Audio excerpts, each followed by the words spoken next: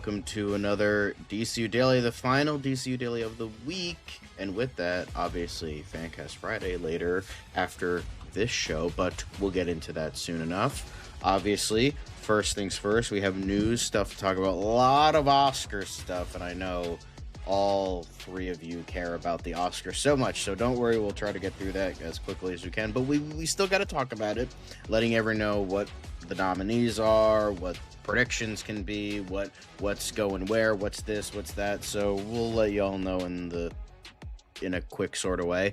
Then next up, we do have a little bit of MCU Weekly, talking about Wonder Man, talking about Avengers Doomsday. Then for Movie Talk Madness, we are mainly talking about Masters of the Universe. New trailer dropped yesterday, so we will be talking about that. And then a little bit of the new Darth Maul show and how that's going to be, so we'll see. And then we have our quick hits, and then our DC quick hits. We will be getting into a ton of DC quick hits. We will be talking about Kingdom Come, birthdays, comics, my arch nemesis Tom King, a little bit of Chris Pratt, a little bit of our Pats, and then of course Funko Pops, because they're not dead yet. They're not dead yet. They will be, but they're not quite dead yet, so we still got to talk about them. And then of course, we have the biggest news of the day, which is Supergirl, but not the Girl of Steel herself, but the main man finally got revealed, and there has been mainly positive reactions, unless your name is Figure Drawing, of course, but we will be getting into that and so much more after this wonderful little news intro. So let's get us started. It doesn't seem to matter what I do. Number two. All right, mister, I need to paint my abs on to get nominated. You don't see Robert Downey doing that. You're kidding. You're kidding. I can't open the envelope without the... Warner Brothers is heading back into the Matrix with a new movie in the works. Wonder what other surprises are in store. I want to be Bruce Wayne. I like that. You're gonna love me. There's the shot right there. That. Okay, we don't need to see right there. You look ridiculous. Well, not no more, he don't. What, dude? I can barely understand you. Your accent's insane. What the world needs now. Give me a hand up. Nope, I'm actually okay. Thank you very much. Oh, wow. Wow.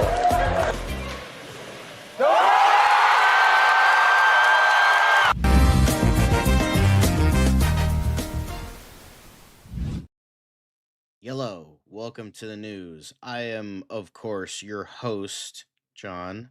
Lovely to see you. We are not alone today. First things first, of course, we have Dan the man, not the main man, but he is Dan, and he is a man, and he's here. Dan, how are you doing today? I mean, last I checked, I was a man. Should I look anyway? But yeah, no, it's gonna be a fun show. We got lots to get into. I mean, we gotta talk about the Oscars. I mean, yeah, the big news of the day is Supergirl, but we have to. Liz is on the show, so we're gonna be talking about all the Academy Awards nominations. But okay, sure. I mean, she's already in the chat. Sorry, I mean, people know in the chat. At the surprises, we always have a shtick, and Dan just bowls us right over. Oh my goodness! Hi everybody, and John, you're never alone, for I am always with you. Thank you. I appreciate that. Anyway, here we are. Here we have a threesome today. Wait, no, wrong way of putting that. We have three people in our chat today. But in terms of the side chat, we have tons of people already. Figure Drawing being a hater. We have Honka Honka Caleb in here. Lovely to see you. Got Monique. Hello, it is indeed a fantastic Friday. I slept a little bit late today, but outside of that, it's been a good day. John. Good for you. But Enterprising and Nelson Moreno also in the chat, so obviously more people will come into the chat. But let's get into our first. Oh, before we do that, okay. I just want a quick shout out. I feel like because we're gonna be doing a Fancast Friday on Sam Raimi DCU movies that he could direct. Because you guys voted for it. I think if Lobo got his own movie, Sam Raimi should direct it. Just gonna put it out there. I didn't think of that, not gonna lie. Just gonna put it out there. But, you know. Yeah. Yeah. But hey, I still kind of want like someone like Guy Ritchie to direct. I think that would be awesome. That would be hot. So, and it would be one of the few times where I would actually want Michael Bay to direct a movie. So, you know, he just changed. He just got a new agency. He just Michael Bay just joined CAA. He hasn't had representation in 3 years, or since 2022. So maybe Michael Bay's getting ready to direct something. Maybe he's gonna be doing that next Transformers yeah, that movie. Skibbity and Toilet something else. movie. Anyway, Okay, so let's dive into it, shall we, guys? yeah. So I'm gonna let's kick us finally. off.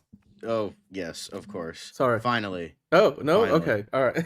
You know what? I'm just gonna let you boys go ahead. Okay, guys, we're gonna start off with Here we talking are. about the Oscars. So let's talk about how Sinners completely blew the race open. Now they've got 16 nominations, which is a record broken, a record that was previously co-held by I think 3 different movies. I forget the third one, but I know for sure La La Land and Titanic both shared the record Didn't before. Return of the King also have? They have the record still for the They had a most lot. wins. You know, so that's the thing. Those are 2 different records. So Sinners now has the single most number of nominations ever, 16 nominations, and before, of course, that record I think was 14, and that was shared by Titanic. And you guys can tell me who the third movie Fuck was, you, but Titanic. well, La La Land also. I think Yeah, fuck Return of La the La King Land, too. has the record for the most wins, which I think is 13. Which, by the way, is the same number of nominations that One Battle After Another has this year. Which also Wicked had the same number last year. But anyway, before we get sidetracked, we're talking about Sinners.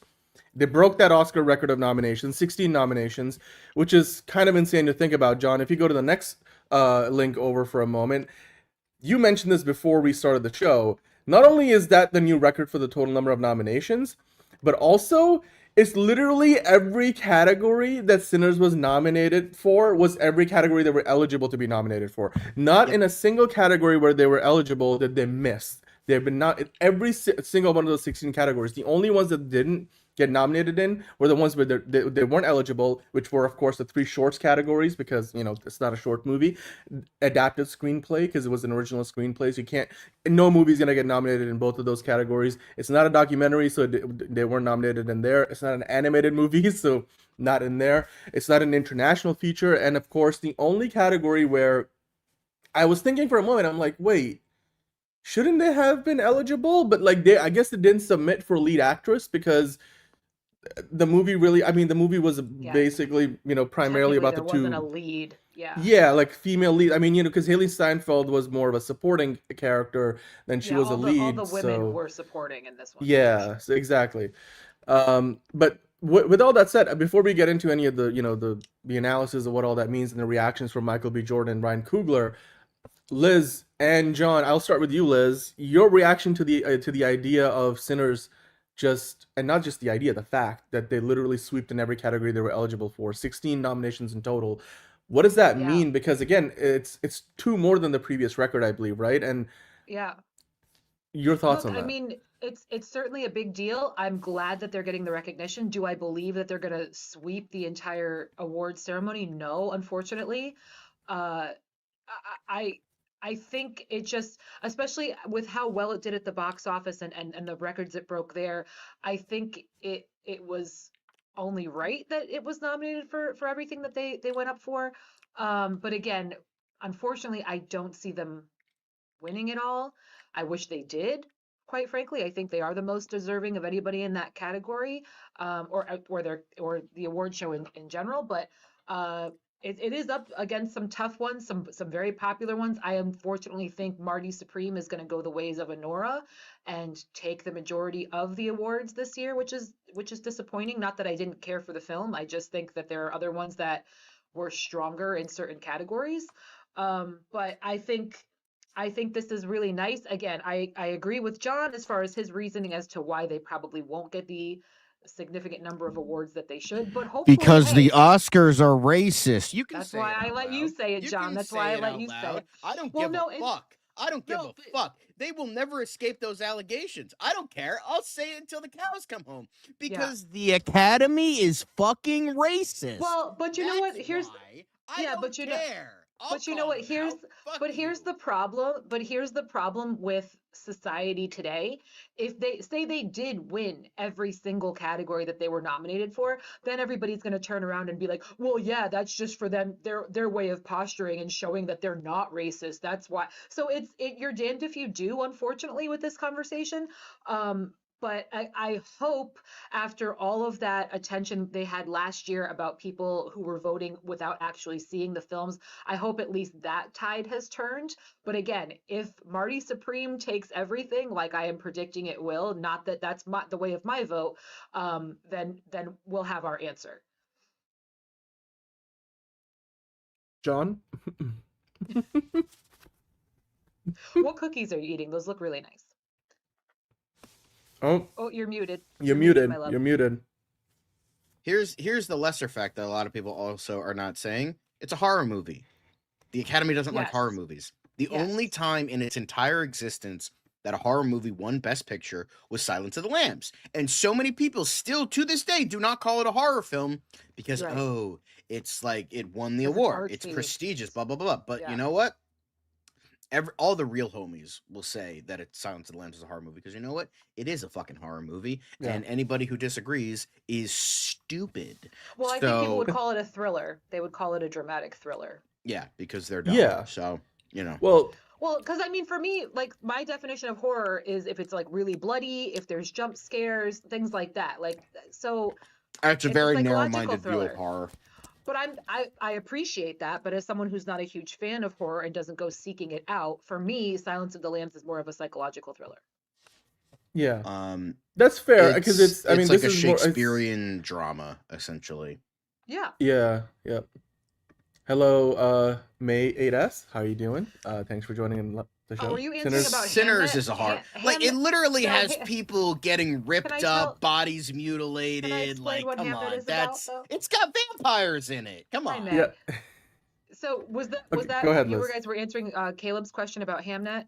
Yeah. So Hamnet is based on the story of William Shakespeare, his family life, which no one ever really doesn't really know a whole lot about. He actually wrote the play Hamlet, which is another way of saying Hamnet. Those two are interchangeable. They mean the same thing. And Hamlet was his response, his trauma response to dealing with the loss of his young son. So that is what the film shows and explores. It's really beautifully made, very interesting story that not a lot of people know. So if you like films like that, check it out. I liked it a lot. Yeah, I haven't seen the movie, but I did a bunch of research, and exactly what you just said is what I mean. It sounds really, really interesting, and also Jesse Buckley has been getting a lot of praise for that. Look, whether it's pretentious or not, we'll worry about that later. We're talking about Sinners, right? So, I just wanted to quickly say, and this is not me like taking like a parade of like victory because it wasn't like my predictions, but we did talk about this on the show a couple of weeks ago. John and I were talking about how the early predictions going into the Oscar nominees, and I think we were talking about like towards the beginning of this year, so it's been a few weeks now, Sinners was expected to break this record. And it wasn't a certainty, but because you never quite, because it's kind of hard to predict what the Academy will do, because nowadays, because of how diverse the Academy is, in terms of having a lot more international representation, and I mean they've kind of reached their benchmark that they wanted, which was like 25% representation from outside of the U.S. And you compare that to the other guilds, like the actors, the directors, the producers guilds, and so the actors awards, the producers, the PGA awards, the DGA awards. Even the Golden Globes, which is Hollywood Foreign Press Association, right? So they're technically not American journalists. They're living in America, but they're they're actually representing international outlets. So that's the Golden Globes. And then even when you look at the other, a lot of the other award shows that people used to say would be predictors for the Oscars, it's just the voting base for the Academy is different. Like most international movies got snubbed in those other award shows. Sinners didn't get nearly as much representation. And we'll talk about that in a different part of the show. But they were saying because of the Academy's makeup and because of the voting patterns, is kind of unique now. It's hard to look at any of those other previous shows as predictors for what the Academy will do. So the Academy is because it's just, you know, the voting base is very different. But that being said, Sinners breaking the record for the most nominees is something significant for pretty much, you know, the careers of not only, you know, everybody who worked behind the camera, but it's also significant for Michael B. Jordan, who of course played not one but two characters in the movie. John, if you go to that article, he had a reaction which I looked at and I was like, you know what? Michael B. Jordan has never been somebody who's out there like pursuing an Oscar with every movie that he does. But as a black man who's really been trailblazing in a lot of ways in Hollywood for years now, his reaction was heartwarming for me, because ultimately, and I'll read through his reaction, but his TLDR of it was really, he was just saying, look, it's obviously overwhelming, but it feels good to be acknowledged by, you know, your peers, which is essentially what the Academy Awards are meant to be. And he said, look, my mom was my first call, a lot of tears, and the reason why I'm even in this industry and why I'm acting at all, why that was even an idea to be acknowledged in this way. It's truly an honor. It is crazy. I'll take some time tonight to just really reflect. There will be signs, though. There will be signs of celebration. So, I mean, Liz, John, your reaction to this, because not only is he getting nominated now, you know, for his best, I think he's nominated as best lead actor, the best actor at the Oscars, which is his first ever nominee for the Oscars.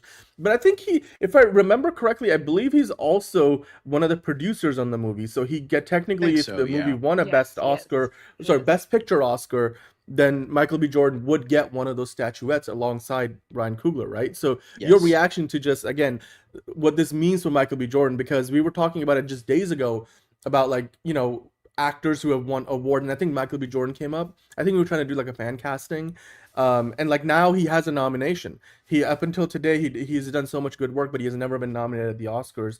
Now he's got not one but two. Liz, your thoughts on this? Was this inevitable given his body of work, or was this more unexpected for you? No, he's very deserving. I would think, you know, it doesn't matter what he's in, what project he's in. He gives it his all. He puts 100% behind it. You see it every single time, day after day. He's never disappointed, no matter what the performance, what the film has been. So I think it was just a matter of time. Absolutely, I'm just so happy for him.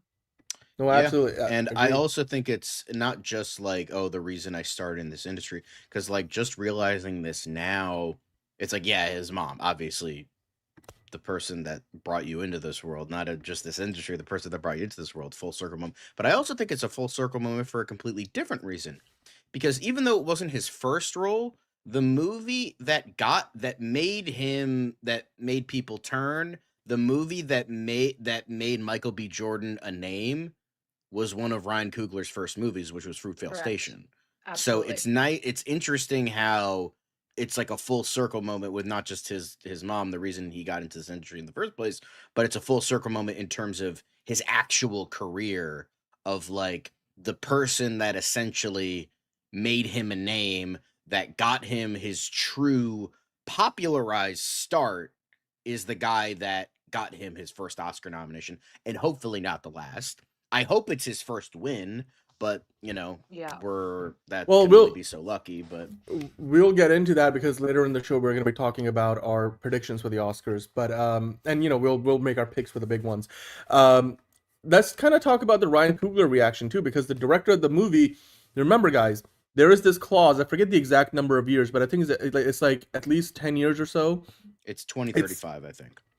2035. So basically 10 years after the movie's release, which was 2025, so like you said, John, 2035, at that point, the rights to Sinners will revert back to Ryan Coogler, the filmmaker. I mean, him and probably whoever else, you know, accounts in terms of ownership.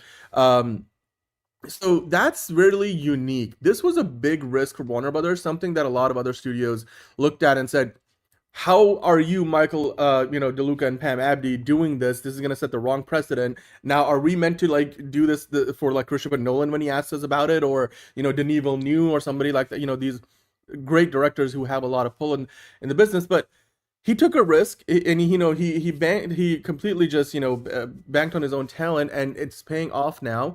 And with 16 nominations, Ryan Coogler said he felt really, really fortunate after Sinners earned, those 16 nominees, and regardless of how many it wins or not, you got to imagine this has now become the pinnacle of Ryan Coogler's career, right? Because it was just a year ago that Christopher Nolan finally got his Best Directing Oscar. I want to get your reactions. John, I'll start with you on this one. Your thoughts on Ryan Coogler, especially not just, on his nomination now as Best Director, Best Screenplay as well. That will be something that would go to him as well. And then he's also going to potentially be, he's one of the producers, so he could have a Parasite like Bong Joon-ho kind of year where he walks up, picks up a trophy, gets another one, is surprised, is running out of speeches, and all of a sudden has like one of these photos or like last year with Sean Baker.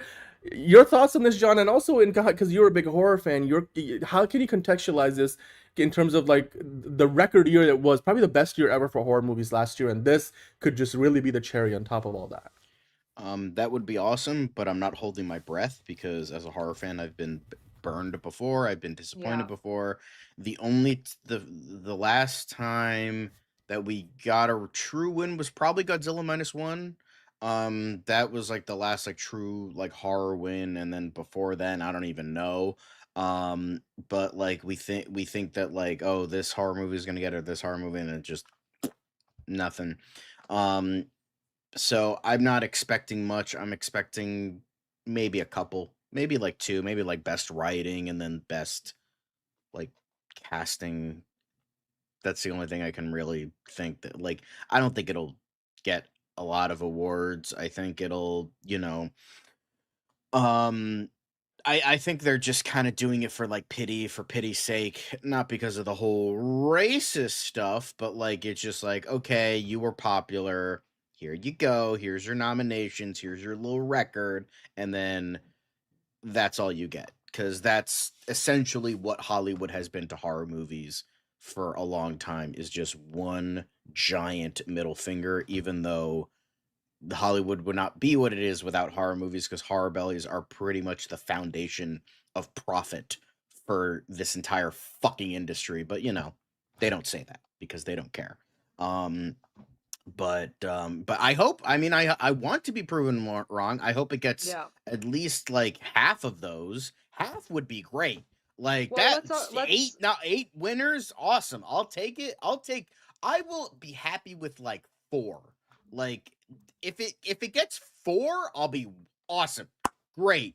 That's a win in my book. Like the fact that it like got 4 would be like amazing. If it gets half, I'm like half hard. If it gets all of them, then I will fucking streak on this goddamn podcast. All right. So, like we'll get demonetized. It'll get taken down, but like, I'll do it. Like, fuck it. Like I'm here for it, John. I'll go. No, but let's also not forget that there are some nominations for weapons as well. So it will be a very interesting year. In regards to who ends up winning. The votes are all over the place this year. Yeah, no, actually, and you know what? Since we are talking about Best Picture for a moment, John, if you slide to the next article I wanted to kind of quickly highlight, they're sort of making an argument here. This is more of an editorial piece in Variety from Clayton Davis, and it's a column about like, hey, can Sinners actually win the Best Picture battle? Because it's got one battle after another, which has been winning. Sentimental Value recently picked up a trophy. The Actors Awards, the PGA DG Awards will happen soon. I mentioned, a few minutes ago, how those aren't really predictors for the Oscars as much as they used to be. But, the Oscars certainly have a lot more international representation, which is why in recent years we have seen a lot of non-English language, or, which may have, and not in all cases are they completely non-English language. Sometimes it's part English with majority non-English language films, basically what used to just be international feature films. A lot of those have won, like Parasite being an example, like I mentioned. Sentimental Value is one this year that people are thinking might get something as well. So my question would be to this, and Liz, you tell us what you think, because you have seen the most movies of the ones that are nominated at the Oscars this year. And I think, John, you could chime in, of course, what you think about it too. But in this column, they argue that yes, Sinners can actually overcome the odds, because as like you said, John, one of those movies that was sort of more of a populist, like fair blockbuster that was really good enough to be nominated in all these categories. I mean, Oppenheimer did it. Oppenheimer really won a lot of those awards, the big ones and the small ones, like, in terms of the VFX, the technical ones, as well as the big acting ones, Best Director, Best Picture. But Wicked last year, only picked up 2 trophies from 10 nominations. Liz, do you think that Sinners can turn, that Best Pictures nomination into an actual, a trophy, an Oscar that Ryan Coogler and Michael B. Jordan could take home? Listen, I hope it can. I won't be streaking on this show if it does, but I'm happy to watch John take it all off. I there's it's because it's not a slasher horror film. You know what I mean? There is a lot going on in this movie. Not only the fact that every single actor brought one of the greatest performances, so the casting was spot on, was phenomenal. The writing is incredible. The way they use the vampires as metaphor, it just there is so much quality content, dare I say, substance in this film that it has a fighting chance for sure. But again, the problem here is that we're not the ones voting, right? So that's where the big issues, where waters get a little muddy, because you've got people voting based on popularity, buzz, bribery, I'm sure, to some degree. So it's a hard one to call. You really can't call it. Yeah, I mean, it is a situation where we talked about it last year in the award season. It came out and it was a big controversy that turns out not everybody who votes for these awards ends up actually watching all the movies, which is, I mean, okay, so I guess they're human, but like you would imagine that they would have more of a, stringent criteria for the Academy people, and members. then like literally people who like are struggling from paycheck to paycheck are like going out and watching all of the fucking nominations without even trying, and it just like, go fuck yourself. Imagine getting the world handed on a silver platter and you still take a fat shit on it. Go fucking figure. Like, so I mean, John, what do you think though? Do you think it's possible? Is it yeah, everything's the it's idea possible that it could do for it? fucking F1 to win Best Picture. Do I think it's gonna? No. So like, it's possible for all of them to win. It just, what's the odds? Never tell me the odds.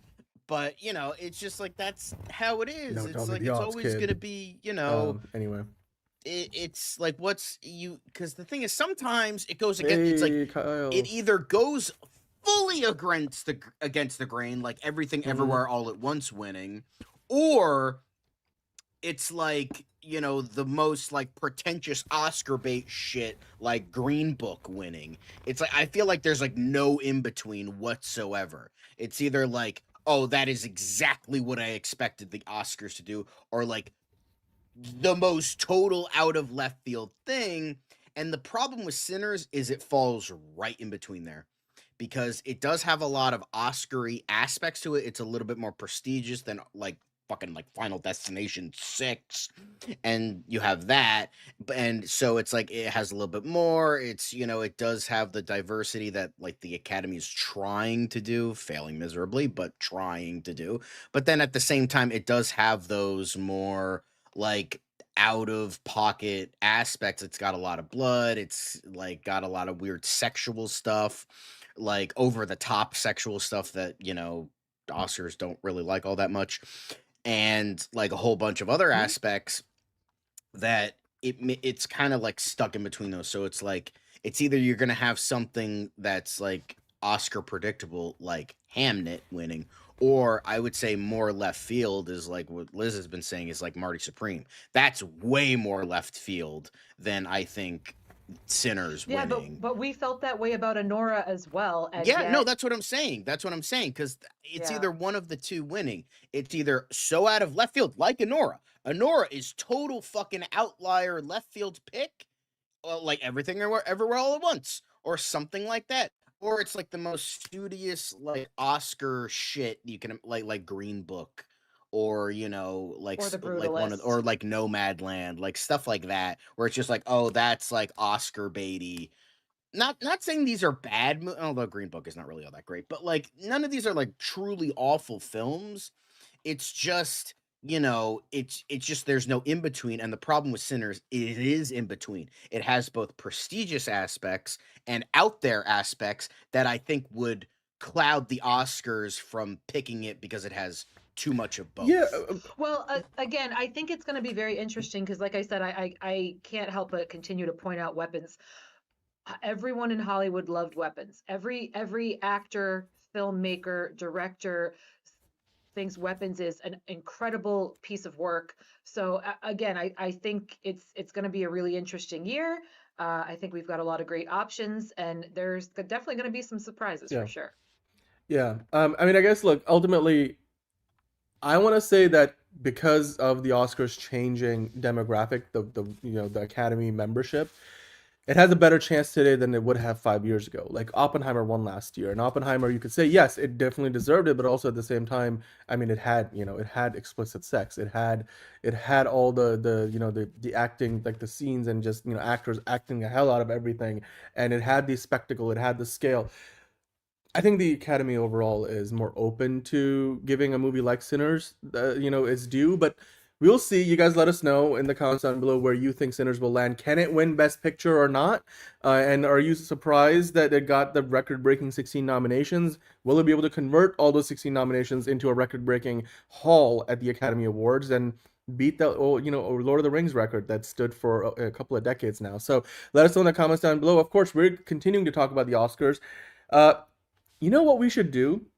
We should do a little bit of Oscars by the numbers because there's a lot of milestones that happened this year. So I think we should do it like in this quick hit style. Like I'm even gonna turn the quick hits music on. Why not? So that way it could kind of like give us a little flow to it. So of course there's a bunch of things this year that are significant things that happened at the Oscars nominations alone. We'll talk about the awards themselves once they take place in a few weeks time. But it's gonna take too much time to go through these and like debate everything, so we're just gonna roll through them really quickly. Marty Supreme and Sinners were among the nominees. You also had Hamnet, One Battle After Another, and The Secret Agent. They were nominated for that new casting Oscar category. That's the first new addition in 25 years as a category. We know there's a stunt category coming up soon. That's coming. Did you guys next year? So I mean, were you guys surprised that all of these were nominated here? Because I feel like this is similar to like the SAG Awards, essentially, right? I mean, again, I think Sinners, absolutely, they should get for casting. Every single actor was phenomenal in that film.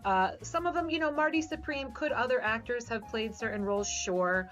But no, I don't. I think it's an interesting category. So I dig it. All right, awesome. Let's move on to the next one. We're going to get into some milestones for actors. Emma Stone just broke an Oscar nominations record with her Begonia nods. Now, of course, she now has become the only actress to be nominated for Best Actor, or Best Actress, rather. Best Actress and producer, because she's actually going to be... So if the movie wins Best Picture in the same film, she's done it twice now. And it's been like a couple of years. What was the other one? It was Was it Pretty Little Things? No, I'm thinking about Poor Things. Poor Things. AKA Frankenstein, but if it was a porno. Which, exactly. But also, she's got like 2 or 3. She's on the verge of tying the record, or I think getting close to the record from Meryl Streep. So she's getting up there now. She beat Meryl's record as the youngest with 7 nominations, because Meryl had 7 nominations by the time she was 38, and Emma, I believe, is what, 35, 36, something like that. Yeah, 37. She's 37. So she broke that record. Yeah, and actually she's the youngest woman, the second youngest person, this youngest woman to accumulate 7 nominations. Only Walt Disney was younger when he reached that tally in 1936. He was 34. I mean, that's kind of crazy to think about. Another thing, she is now, like I said, she's getting up there in terms of like, I think the all-time record for Best Actress wins still is with Katharine Hepburn. Then she's got 4, and McDormand and Streep have 3. This could tie, if she wins Emma Stone, she would tie with Meryl Streep and Frances McDormand, and of course she's so much younger than those. I feel like, if there's anybody who's gonna chase down Katharine Hepburn, it would be her. But anyway, let's keep on going. We got a bunch more to get through here. One of you guys in the chat were pointing out that, I think it was the Wagner Moura.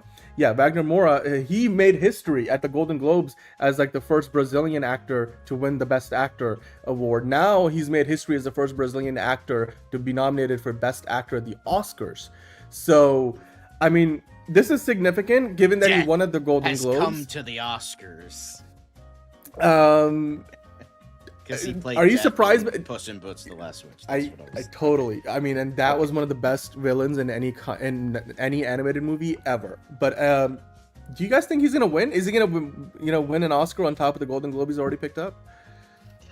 I don't think so. Yet, so I don't know. I haven't seen The Secret Agent. I've heard nothing but great things. I've heard nothing but great things about him.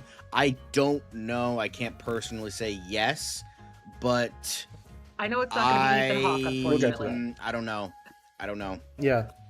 Well, let's keep on going. We're gonna make our predictions later, so we'll talk about it more. But hey, another someone got their very first ever Oscar nomination. I want to get your reactions to this. Delroy Lindo, at age 73, after having spent many a decades, over 50 years in the business, he is nominated for Best Supporting Actor.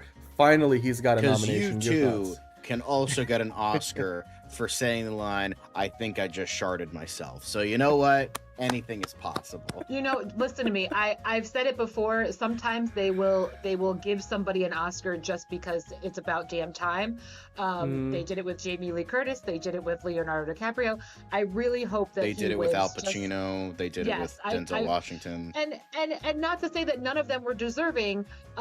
Jamie Lee Curtis wasn't deserving. I will die on that hill. I love Jamie Lee Curtis. She did not deserve that Oscar. Not for that role. But I felt that same way about Leo's win as well. I didn't think he deserved it for that role, but he did deserve it for other roles that he was snubbed for. Yes. So that's how I feel about this.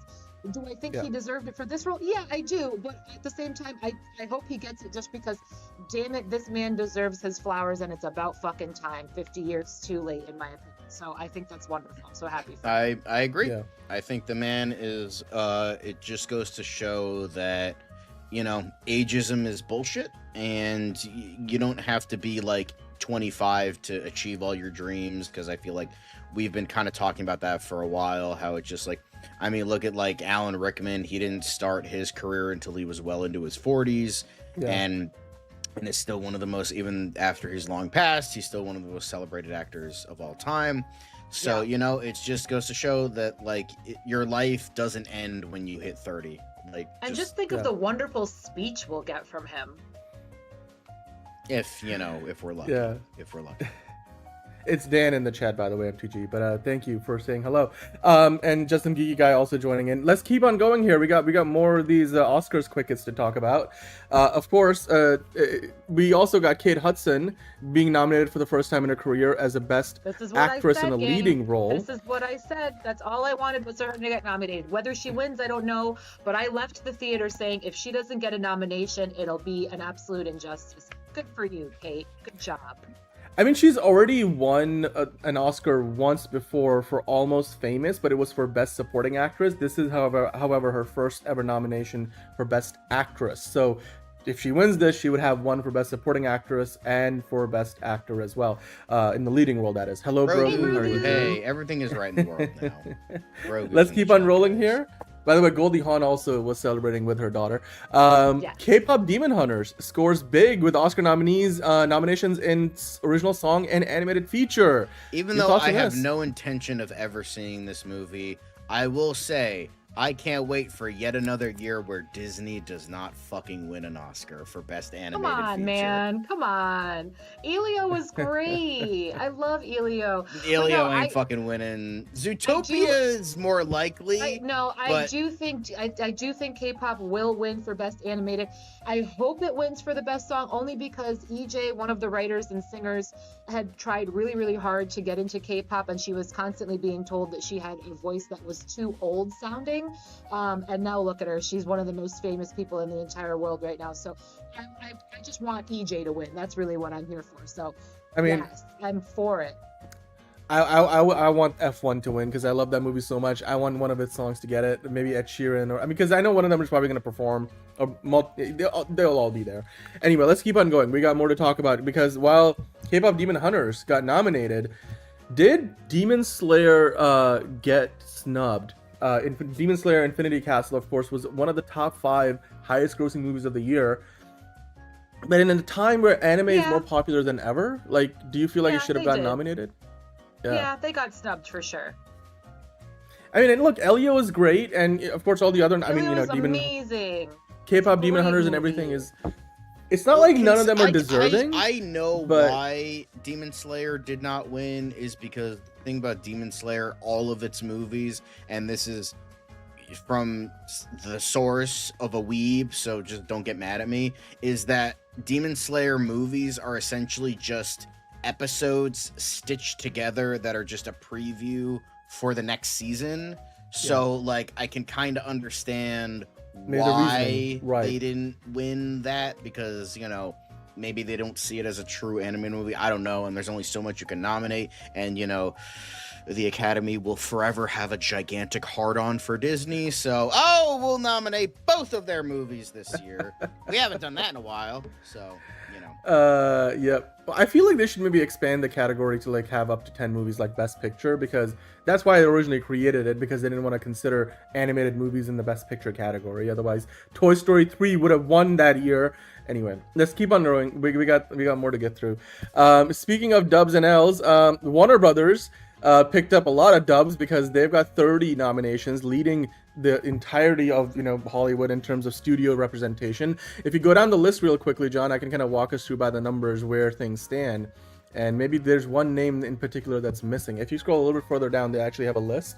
Warner Brothers, of course, the majority of their nominees came from Sinners with 16, and then you had One Battle After Another picked up a bunch. Weapons, Neon picked up the next most with 18, with that, of course, Secret Agent, It Was Just an Accident, Sirat, Sentimental Value, Netflix with 16. So, in a couple of years, that would have been 46 for Netflix/Warner Brothers. But anyway, Focus Features got 13, A24 got 11. We're going to have to go through down the whole list because, while Apple and Walt Disney and even G Kids and Sony Pictures Classics and HBO Documentary and all these other folks are on there, you know who's not on there, John? If you go to because even Universal got like 13. If you go to the next slide, despite Wicked, for good getting snubbed, throughout the Oscars, it turns out Paramount, while Warner Brothers picked up 30 nominees and Netflix got 16, so like I said, potentially in the future, 46. Fucked, rich boy! Paramount got 0 Oscar nominations. It's the only major studio not to get any. Liz, your thoughts on this? I'm not surprised. What movies did they really put out? They've been they've been banging out a lot of great television content, but oh well, sucks to suck. Yep. Sucks to suck. And by the way, I just wanted to mention there's been a lot of development in that whole Paramount, bidding war with Netflix for Warner Brothers. I'll try to do a separate show to go over all that stuff tomorrow. I didn't want to today we want to focus on the Oscars. So let's keep on rolling here. We got a few more things to get through in terms of these Oscars by the numbers. Speaking of snubs, or I guess snubbed, deserving, but taking L's, the original Wicked movie a couple of years ago picked up 10 nominations, won 2 Oscars, but Wicked for Good got nothing. Liz, as the authority on Wicked in terms of your reaction. No, listen, they are treated the same as any superhero movie, and rightfully so. Maybe for cinematography, maybe for set design, maybe for costumes, but I could give a flying fuck if Wicked wins a single goddamn award. Sorry, not sorry. It's funny because even though I preferred For Good to the first one, no sir. Not by much, but both are fine. But Wicked Part 1 shouldn't even have gotten 10 nominations. They should have gotten 1, maybe 2. But this was honestly deserving. It's really not that special. Sorry. Yeah. Yep. No, I'm not surprised because everything I've heard about the sequel was that it was a significant It was a step fucking down. snooze fest for me. No thanks. Yep. Well, let's keep on going. We got one more Oscars I by the did. number. I quick hit. watched Wicked Part 1 and Wicked Part 2 because For Good is a dumbass title. I don't care it's the name of the song. It's still a stupid-ass title. And both are mid. Yeah. Should have been a charity. Anyway, let's move on. We got one more. DC's social media game is pretty strong these days, so they decided to put out their own nominations for a DC Oscars or DC Academy Awards, as it were. If you want to click on these, we can slide through them because I thought these were kind of entertaining. For Best Supporting Actor, they put up Mr. Terrific, Green Lantern, aka Guy Gardner, Green Lantern, Hawkgirl, Jimmy Olsen, and Economos. Who would you pick from this list? Best Supporting Role. Probably my favorite is Guy Gardner, but Yes. Mr. Terrific, he is goddamn Mr. Terrific. So Mr. Terrific would win it. Well, Mr. Terrific would win it, but Jimmy would be a very close second. the Rizzler. Yep. Let's keep on going. We got a few more slides in there. I love these DC ones because this is kind of hilarious. Best Ensemble: 11th Street Kids, Justice Gang, Creature Commandos, and Lexus Troublemakers. Lexus Troublemakers, that's what they call them? I feel like the best one of these is probably the 11th Street Kids. That's probably my favorite. Nah, my favorite's the Justice Gang. Yeah. Yeah. Just so you, yeah. All right, let's keep on going. By the way, these are not official nominees. This is just, DC getting in on the conversation. Obviously, by the way, hello, Fiona. G.I. Robot, he kills Nazis. That's like number one right there. Like, Best come on. friend. Man, I just ordered my Eagly. t-shirts. Eagly. Just ordered my Nina t-shirts. get nominated. Crypto and She did Eagly. nothing and then got yeeted. What the fuck? I feel like that's like an inside joke, Nina in their category. I feel like Crypto and Eagly have to win this. Vigilante does not. Vigilante should have been snubbed because the dude killed, the one guy who was like Peacemaker, who Peacemaker felt like he was, his actual family. But anyway. Hello, Fiona. Like and subscribe, friends. Thank you so much. Is there one more? Yeah, Trying Their Best. Flurry and Easel, Gary Guy has to Gardner, win and this Gary. one. You do have a name. It's Four. Four is a good name. I was thinking more So about is like Gary. and So which is the Gary. Ad Lib, which So we is love. Gary. I love they finally got a take where he didn't laugh his ass off, but I just love the outtake. I'm like, they should have kept the outtake in the movie, but David Corn, so it is like that just made the movie. And that was the best part of the blooper reel they put out. But yeah, I mean, bird Flurry blindness. Gets it for me though. Flurry gets Bird it for me. blindness. Yeah, yep. My pick is Gary. GI is best friend. Yes. He'll be back. He'll be better than ever. That behind the scenes was It's so good. absolutely fucking So good. hysterical. It was so funny. I mean, but Alan Tudyk is so good. Like he's good in everything. Speaking of snubs, he should have been nominated for 4 because it's Alan Tudyk. Well, we're gonna keep on. Let's talk a little bit more about the Oscars. Because remember, I still mentioned need to we're gonna finish do that our show. Oscar I need predictions. to put that on my list. Thank you for reminding me, Figure Drawing. I need to. Is that done yet, or is it still going on? It's done, but I never watched season 4 because it got canceled, Resident. So. It's What are we talking Is it on HBO now? HBO Max because it was on Sci-Fi before. Or am I don't know. mixing things up? Maybe Oh, it's It was on. on. It was on Netflix. I know that. It's on the Netflix, list. okay. It's on the list. Resident Maybe I'll Alien, do it okay. on Sunday when it snows. Maybe I'll get through it on Sunday. Yeah. Well, I'll by the get way, caught up. quickly, if anybody's watching from the US, if you are in the path of the snowstorm or ice storm or whatever kind of like weather you're gonna get from this big ass storm, stay safe, get your supplies in. If you're already under Gotta the get the weather, milk. because Gotta get the bread. Gotta get the milk. bread. Gotta get the bread. Can't afford eggs, but milk and bread. And Yep. make sure you get pet food for your animals too. all right, let's keep on going because we wanted to do our Oscar predictions. I just wanted to kind of walk us through and set the table before we do our Oscar predictions, right? So of course we talked about how Sinners got the record-breaking 16 nominations. One Battle After Another got another 13. Altogether, Warner Brothers between those two movies and Weapons, they got 30 nominations as a studio. That's huge. Now, I did want to mention there was a diversity report that they put out. I forget if this is from Deadline. I think if you go to the next article, John, because over the years we've had a lot of backlash with like the Oscars so white and everything going on there.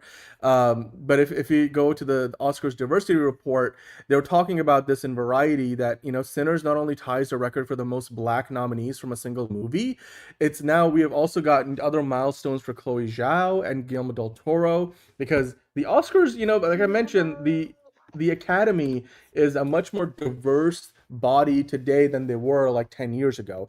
And it's starting to really show in the movies that they're nominating, because at the Golden Globes, pretty much every international movie was snubbed. Whereas here, like 10 black artists got nominated across, across the entirety of the noms that were announced, and that tied the all-time record for a movie produced by black nominees in history. There's also Ryan Coogler getting Best Picture, Director, Original Screenplay. Zinzi Coogler, his partner, getting nominated as a producer for Best Picture. Michael B. Jordan for Actor. Delroy Lindo. Wunmi Mosaku for a Supporting Actress. Hannah Beachler for Production Design. Autumn Durald Arkapaw for Cinematography. Ruthie Carter for Costume Design. Shanika Terry for Makeup and Hairstyling. And Rafael Sadiq for Original Song. And then even beyond that, we had other records. Liz, I just want to, before we dive into the details a little too much, because I don't think people care so much about like every little record. Do you feel like, looking at the nominees this year, that the Oscars are diversifying in a more organic way because just the voting body is more diverse, so they're voting for more diverse selections across the board? Yeah, and I also would like to think, again, after all of that scandal last year, I also would like to think that more people have actually taken all of these films into consideration and have sat down and actually watched them this time. So I think that is also part of it as well. But I mean, again, we'll see what the end result is. I would like to see, like John said, I would like to see Sinners get at least half, but I certainly don't expect them to get all 16. And again, if they do get all 16, that will be really, really telling. And again, will just further suggest that the whole thing is rigged in the first place, but be interesting for sure. Yeah. John, if you go to the next link, and so we can put it up on screen, I did want to quickly mention among the diversity report details that they mentioned in this article, Guillermo del Toro is now the most nominated Latino producer in Oscars history with his movie Frankenstein. And then Benicio del Toro from One Battle After Another has now added yet another nomination to his impressive resume. Of course, he's now become the most nominated Latino actor in the supporting actor category. He already won. He won for Traffic in 2001 and then for 21 Grams in 2003. And there's a good chance he could win this year. I mean, John, your thoughts on Guillermo del Toro now becoming the most nominated, Latino producer? It's a pretty niche, record to think about, but still, I mean, Guillermo del Toro, with Frankenstein, while he didn't get a Best Directing nominee, he's still nominated in, some other significant categories, like Best Picture. Yeah. Good for him, because he deserves it. It's just, it's also very interesting to see, horror, not just with Sinners, but with Frankenstein as well, even though there's some people might not, it's not horror, but it is. It fucking has a dude stitching body parts together. It's a fucking horror movie. But, it's, I think this is great. Because it's deserving. It's not just like, pity points. It's like actually deserving of awards. Yeah, and you know what? The other name I wanted to point out, because there's even more beyond this, but I just, we can't sit here talking about this in super detail because it's going to take us forever. So you guys are welcome to go find this article in Variety on your own time. But Chloe Zhao making a comeback after what happened with Eternals, and really, she just sort of, was obviously affected by, the negative reception of the movie, and that she had directed coming off of Nomadland. Yeah, but I mean, she was the reigning best director at the Oscars from Nomadland, which also got Frances McDormand her third Oscar for Best Actress. She just came back with her new movie. I think with her new film, she now becomes the first woman of color ever nominated twice for Best Director, and the second woman overall to do so. And she's now also tied as the most nominated Asian woman in Oscars history with 7 career nominations, and second most nominated Asian person ever, behind cinematographer James Wong Howe, who of course won twice for The Rose Tattoo and HUD. I mean, Chloe Zhao, Liz, your thoughts on her return, because she's somebody who's really just gone to the ringer that is Hollywood, and now as she comes back, Eternals is well behind her. Do you think she's got a chance at winning Best Director this year? Because she's the one who directed Hamnet, and I mentioned Jessie Buckley's getting a lot of praise for that in the Best Actress category. Yeah, I mean, again, I'm not even mad at her about Eternals because Eternals, Hey, say what you will Famalia. about that film, it's beautiful, and Chloe Zhao makes beautiful films that, I mean, and period, full stop. So I don't see why she wouldn't. Um, and it's nice to see a female director get freaking recognized because it's such a rare thing. But again, we will see what happens. Again, I saw Hamnet, beautiful, very Yeah. touching, really well made. Yes, Jessie Buckley's incredible. It just further excites me for seeing her in The Bride. I really, really like her as an actress. She is something special. So we'll see. I certainly hope so, and I'm glad she's at least coming back. And again, I wouldn't even say coming back, but I'm glad that she's continuing to get the recognition that she so deserves. Yeah, absolutely, and I hope that if she does win, it's gonna be a deserved win, and so I do hope that Hamnet picks up at least one or two trophies at the Oscars. It is a very competitive landscape, but John, let's move on quickly to talk about some of the surprises and some of the snubs. We don't have to spend too much time on it because we've already discussed a few of them, but there's always every year if they talk about who was a surprise nomination, who got snubbed, and so if you go to the next article, it brings up a list on Deadline where Ariana Grande got snubbed because she's not nominated for anything. I mean, obviously, Wicked for Good is not nominated for anything, so that means she's not nominated for Best Actress or I don't know if it would be Best Actress or Best Actress in a Supporting Role. Um, but do you feel like that was unexpected, or she just didn't deserve it? Nah, she didn't deserve it. Yeah. Uh, and then also one of the other big surprises, and we don't have to go through every single one of them, but like I mentioned, Guillermo del Toro didn't get nominated for Best Director. The Smashing Machine completely got snubbed. Chase Infinity not in Best Supporting Actress. Paul Mescal didn't get nominated. And then the big one that I wanted to mention quickly, which I thought was a good surprise, by the way, was F1 got nominated in Best Picture because no, I don't think a lot of people thought F1 would be one of the 10 movies being for Best Picture. I think a lot of people forgot about it, frankly. Yeah. Yeah, I But mean, not this is another one of Dan. those movies. Not I Dan. will never forget about it. Hello, Johnny. Listen, How are you doing? I loved F1. I'm glad that they are nominated. I'm glad that they're Hey, getting Eugene. slightly recognized. Whether or not they're going to win is a whole nother story. I am actually surprised that The Rock didn't get nominated. He For wasn't going to win, Smashing and Machine, yeah. I said that all along. But I am really surprised he wasn't at I the very will least nominated. say it is kind of morbidly funny that Benny Safdie gives us a sports drama that came and went, even though it was like supposed to be The Rock's like comeback of him actually being an actor and all this shit. And then his brother makes a way fucking better sports drama than his will ever be and gets like a ton of nominations. So it's just like, ooh, that's gotta hurt. That's gotta hurt. Well, clearly one of them has got the upper hand now as they branch out into their solo directing careers. But let's kind of talk about our predictions. I mean, this is still a little early because we haven't had a lot of those other award shows leading into the Oscars happen. And we don't need to go through every single one. I think we should probably just go through the big categories, the ones that everybody tunes in for in prime time. Yeah. Let's go down the list and we'll do our quick predictions, and we can kind of do this quick hit style. We'll kind of go in reverse order because we know the Best Picture award is the last award, award given out in the night. But you got 10 nominees this year. You I got did zoom F1. out a bit, so I apologize for the small text, but I wanted to get all of them in one thing. And I can go through, I can read them out. So you got F1, you got Frankenstein, you got Hamnet, you've got Marty Begonia. Supreme, One Battle After Another. Then, of course, you mentioned Begonia is in there. Sinners, of course. Actually, no, Begonia was snubbed. Begonia is not in there. It's at the top. Or is it right in there. there? Am It's I at the very top. Yeah, misreading it's it? at the very top. Oh, it is in Best there. Okay, Picture, Best Begonia. Picture, yep. The Secret Agent, Sentimental Values, Sinners I already mentioned, and Train Dreams. Which of these 10 movies do you think will win for Best Picture? Early prediction, John. Because God hates me, I'm gonna say One Battle After Another. All right, Liz. Because God hates me, I'm going to say Marty Supreme.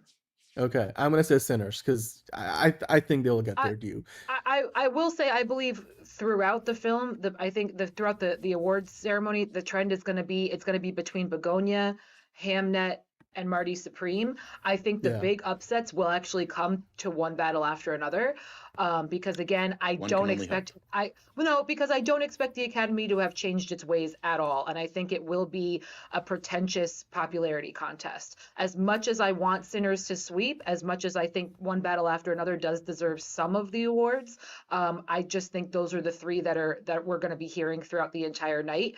I will say I'm thrilled Tiana Taylor finally got her fucking flowers and got nominated. She should have been nominated for 1001, which came out years ago.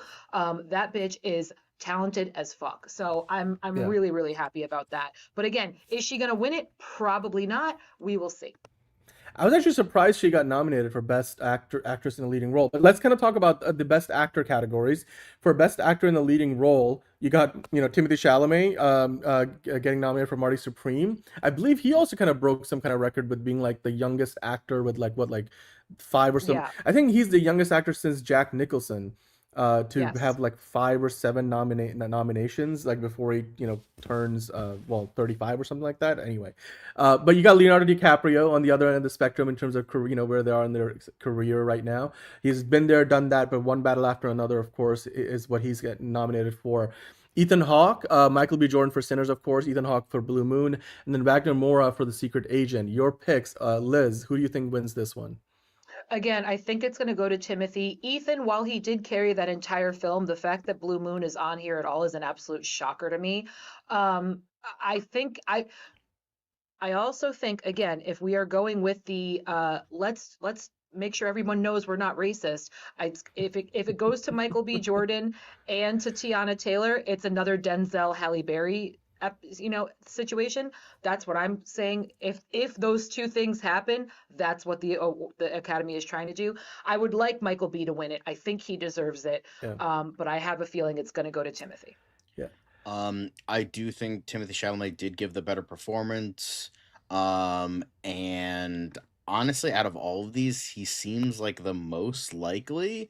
But I again, the horror fan in me would want to see Michael B. Jordan win because he did give a terrific performance and I think it's deserving. But I think, and as it was pointed out in the chat, he actually played 3 characters. So but I think Timothée Chalamet might get it, although it's possible Leo could because they might jerk off One Battle After Another. So there's that. Okay, look, I'm gonna pick Timothée Chalamet simply because I thought he probably had the best performance overall in terms of just what he had to do. And while Michael B. Jordan, it would be great for him to win, I would be a little surprised. But I will also say, when we talk about the Academy and trends, I mean, there are people voting. Unless there's collusion between everybody trying to vote for the same thing. I think sometimes that's where I kind of sit on it in terms of how I feel this ends up happening. But it's more to do with what is the more popular, because it is a popularity contest to a certain degree. Anyway, actor in a supporting role. Benicio del Toro, of course, One Battle After Another. Jacob Elordi for Frankenstein. Delroy Lindo for Sinners. Sean Penn for One Battle After Another.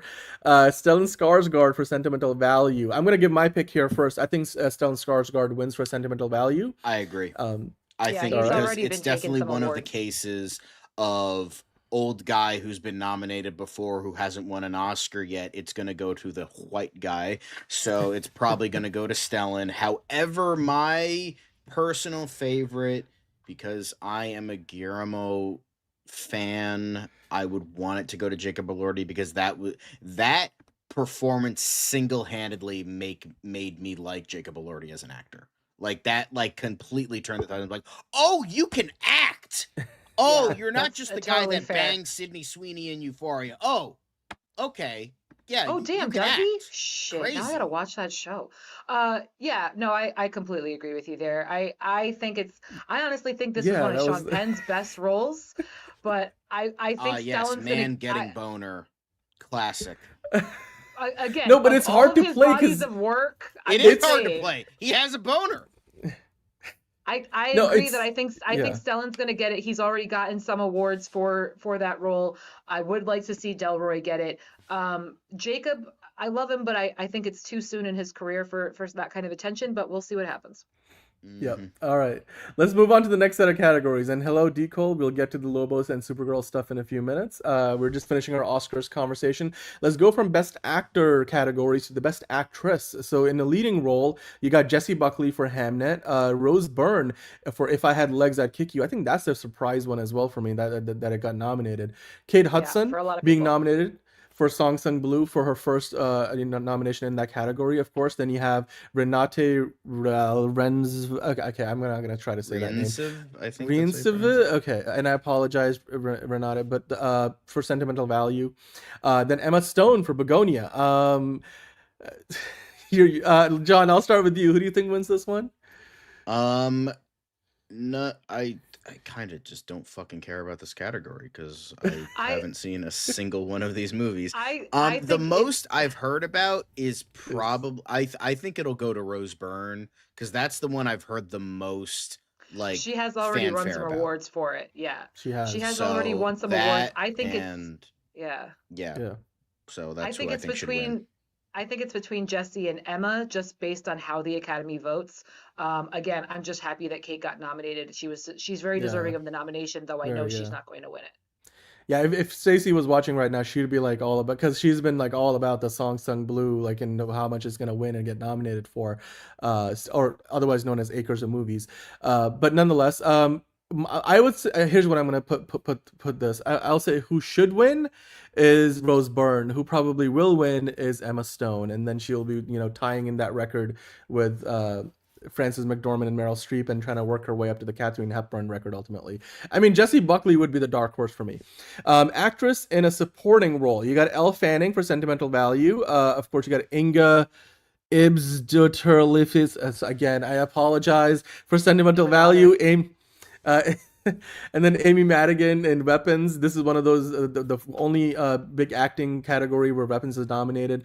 Then you got Wunmi Mosaku for Sinners, and then Tiana Taylor, which I thought was the biggest surprise in this category, for One Battle After Another.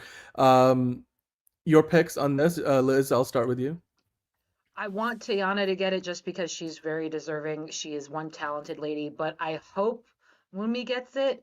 But I can see Amy. A lot of people have been talking about Amy's performance a lot. She's been getting a lot of acknowledgement for that. So it's that one. It's going to be a little tighter for me. I'm not 100%. Yeah. Didn't Tiana Taylor win the Golden Globe for She did. this category? But, Yeah. But I believe Amy won the. What was the other Critics' one? Just before. Choice, I was think she it? won the critics. Yeah, the Critics' Choice. John, Yeah. your thoughts on this? I really want Amy Madigan to win because I was like, the bitch from fucking Uncle Buck can be this fucking scary? Like, holy shit. And so my jaw was on the floor with how fucking absolutely reprehensible she was. I think she also might get it just again as a giving her flowers. She's been in the industry for I 30 want years. her to win, but I think Tiana Taylor is gonna get it because My she's an girl. independent black woman who don't need no man and abandons her child and is seen as a hero because sure, that makes sense. She is a bad bitch, baby. She's a bad bitch. I'm gonna say Elle Fanning. I think this is one where we will get like one of the big surprises of the night because not a lot of people are gonna be thinking Elle Fanning for Senate. I mean, they do have two picks that would in be the nice category. because I think Elle So- Fanning is deserving of it for a while. Yeah, and she's great. Yeah. So Yeah. Our that, sister I really wouldn't got mind that one. either. Yeah. And all right, so let's keep on going. We got a few more to get into here. I mean, there's 26 total. We're not gonna go through every single one, but for animated feature film, you have Arco, Elio, K-pop Demon Hunters, Little Amelie or the Character of Rain, and Zootopia 2. K-pop will get it. Okay, I hope and Liz? K-pop gets it. Everyone's talking about Little Amelie, but I'm assuming K-pop is going to get it, and I wouldn't be mad about it.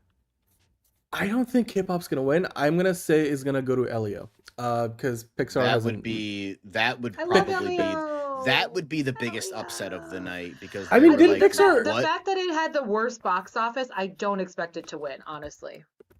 Because didn't Pixar get snubbed like last year? Because like the Cats movie won, and everybody thought it would have been. I forget what was the Flow. big movie. Yeah, that Flow. fucking movie. Yeah. Anyway, let's keep on going. That movie was made by AI. Well, I don't know which one you wanna we're not gonna go get into to. that. No. We'll just go to what's the one after it? Sorry, best We can animated. go to directing now. Let's talk about directing. So you got Hamnet, which was of course directed by Chloe Zhao. Then you have Josh Safdie for Marty Supreme, Paul Thomas Anderson PTA for One Battle After Another. Then you have Joachim Trier for Sentimental Value. Then you have Ryan Coogler for Sinners. This is one of the biggest awards of the night, usually given out closer to the third hour of the show. I'm gonna go with my best Ryan picture Coogler. winner. I'm gonna say Paul Thomas Anderson because he's like, Yeah. we haven't given it to him yet. All right, give you the pity Oscar here for this fucking propaganda horse shit. Here's your Oscar. Have fun. Go crazy with it. Go to In-N-Out because Liz? apparently that's the thing to do now is you go to In-N-Out after the ceremony. Because it's right there. They might be sponsoring it. I can't predict this one. I actually think it might be the director for Sentimental Value. I think it's going to shock everybody. But this is probably the tightest race, I think, of all of them. I'm gonna say Ryan Coogler gets it. Sinners is gonna get some of those big ones, even if they don't win the majority of their nominees. I think this is gonna be Ryan Coogler's. Again, I'm not talking about who should, but I'm saying I can't predict. I can't predict. Yeah, well, I'm gonna go out there on a limb and say Ryan Coogler. Let's keep on going here. We're gonna try to go through a couple more. Maybe let's see if we can find the screenplay ones, and then maybe we can talk about like the soundtrack ones. There you go. No. That's a great way to do it. So for writing an adapted screenplay, because remember there's 2 screenplay awards for adapted. We'll do like if you could zoom in and we'll do one at a time. We can do one at a time so that way it's because we will consider them separately. So. For adapted screenplay, you have Begonia, you have Frankenstein, Hamnet, One Battle After Another, and Train Dreams. Which of these adapted screenplays wins, Liz? I think it's going to be Begonia or Train Dreams. I think it'll be either Begonia or Frankenstein. I think that they'll give them kind of like a, okay, Frankenstein, here you go, and then like that's all it gets. That's what I think. I think Begonia, like I could also see Emma Stone getting that one, so they're probably saving that for something else. I'm like, Frankenstein, you get writing. Here you go, have fun. So, I'm gonna agree with Movie Spud. I'll say Hamnet wins this one. I think Hamnet is gonna have a lot of momentum. Liz, you were mentioning that earlier. That was gonna be one of the themes of the night. Original screenplay for the other writing category. Of course, this is where you got Ryan Coogler nominated for Sinners. Sentimental Value is also nominated, where Joachim Trier also was one of the co-writers as well as the director. Marty Supreme, where Josh Safdie co-wrote it as well as directing it. It Was Just an Accident. And then you have Blue Moon. Which of these wins, Liz? Blue Moon would be a real shocker, but again, I think it's between Marty and Sinners, but it's probably going to go to Sentimental Value. Just again, the way the Academy votes is bananas. There's a much bigger international contingent, so I mean, Sentimental Value would get more representation here. John, your thoughts? Who do you think wins this original screenplay category? I'm gonna say this goes to Sinners. I agree. I think this is probably one of the biggest locks of the night. Like, I think Sinners will definitely win original screenplay. I almost would want. Marty Supreme was a really good screenplay though, but I think Sinners, like, this is like, it's like one of the smaller technical awards, so it's like I think it's gonna go to Sinners. Yeah, this is going to be similar to when Jordan Peele won for Best Original Screenplay for Get Out. I think I remember, and he was nominated in a few other categories, and he didn't really get a ton of other awards attention. Before we finish up on these predictions, because we can't predict all 26, but I think we went through all the big ones. Maybe let's take a look at cinematography for a moment. I think cinematography is a good one to consider, because usually cinematography is one of those ones which is it's a technical category, but it does usually come up pretty much on the high end in terms of people are like, oh, this is a big one. So aside from the acting categories, and before you get into the real deep technical categories, Cinematography sometimes is seen as, a role where like the director of photography can work their way up to being a director by working with the director as a cinematographer. So here you've got, Dan Lauston for Frankenstein, Darius Kanji for Marty Supreme, Michael Bauman for One Battle After Another, Autumn Durrell Arkapaw for Sinners. Then you have Adolfo Veloso for Train Dreams. Which of these 5 wins, John? If Frankenstein or Sinners doesn't get this, I'm gonna fucking nuke the entire Oscar ceremony, and that is a fact. Okay? Yeah. If like the 2 most beautiful movies of this year does not get it, I'm going ham. I'm going ham, and there's gonna be blood on these fucking hands, and I'm gonna beat every one of those motherfuckers with a shovel. All right, that's Okay. how this fucking ceremony is gonna fucking end. All right, Liz, your thoughts? If you had to pick one, let's say you had to pick one. If I had to pick for me, one, it's Sinners. yeah. if I had to pick one, personal bias is Frankenstein. Like, but Okay. I would be But the also whole film is blue, and you hate that. The entire film is blue, and you hate it's that. not, but I mean, all the Arctic scenes are blue because that makes sense, and like all the The snowy whole scenes are blue. film That is makes sense. blue.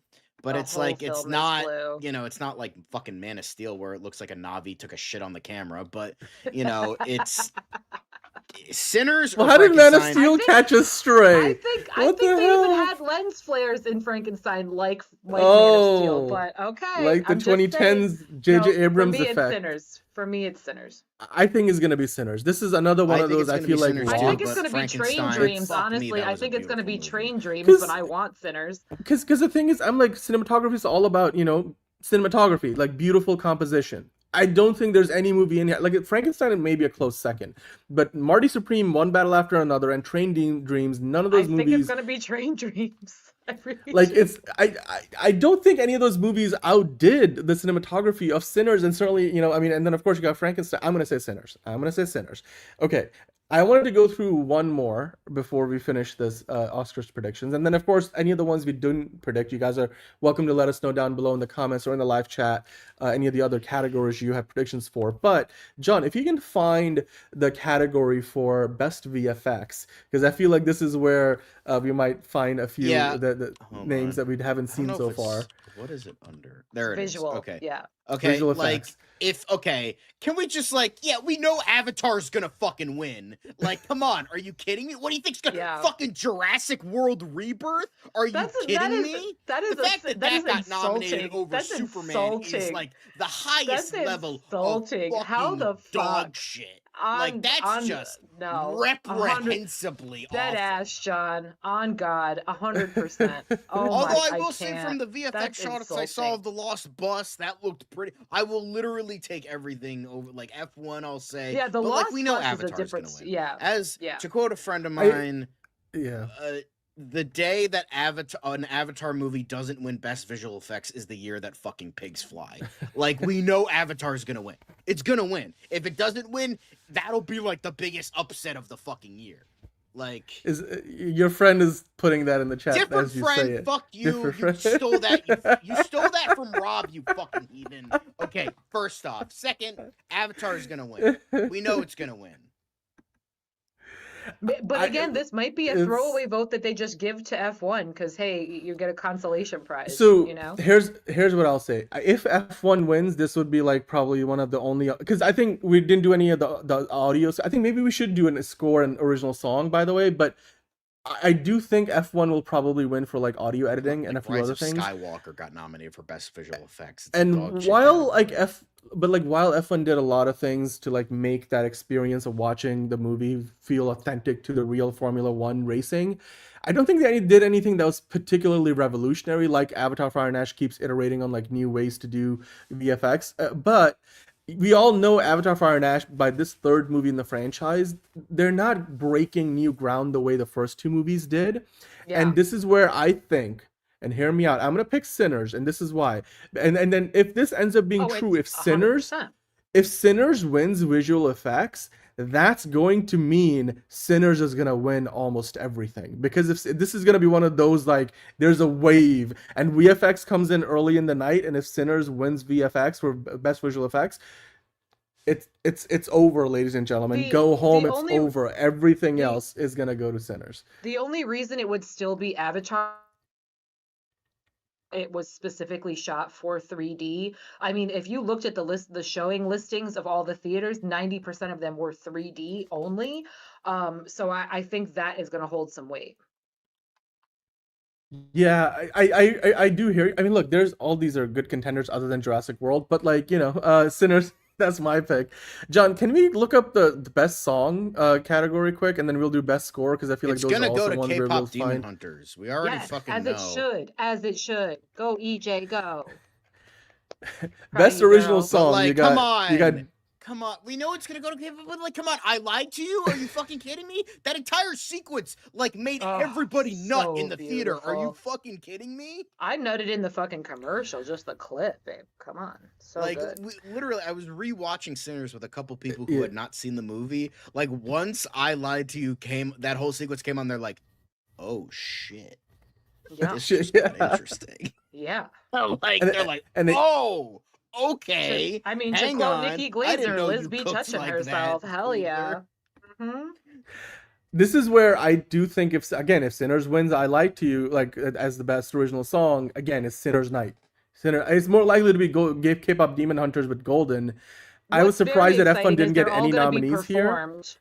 What I Are like you the best is shocked they're all gonna be though? performed. Like, come That's on. gonna We be know great. Diane Warren has to fucking get nominated every fucking She's year a for bad no bitch, reason. because she's a bad bitch. Come on, Diane man. Warren Let's go to makes the most generic songs possible that sound like dog shit, yet she Rude. keeps getting fucking nominated. Rude. Get outta here. let's go to best original score, and we'll wrap up there for the predictions for now. So you got Begonia, Frankenstein, If Ludwig Hamnet, Göransson doesn't get his second Oscar, I'm burning the fucking. I'm burning One it Battle down. After Another, and then Sinners for Ludwig Göransson. I'm surprised Hans Zimmer didn't get a nomination here for F1.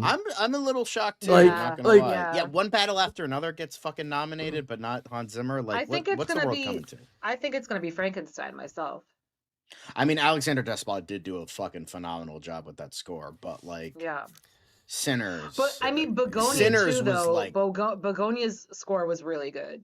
Because the thing is with Sinners, it's a score that shouldn't have worked, but it did. Like, it literally combines like 10 different genres and it works sick. impeccably well. So sick. Yeah. Like, I was Yeah. like, again, when I was rewatching the movie yesterday, I was like, man, this fucking score is fucking fire. Jesus Christ.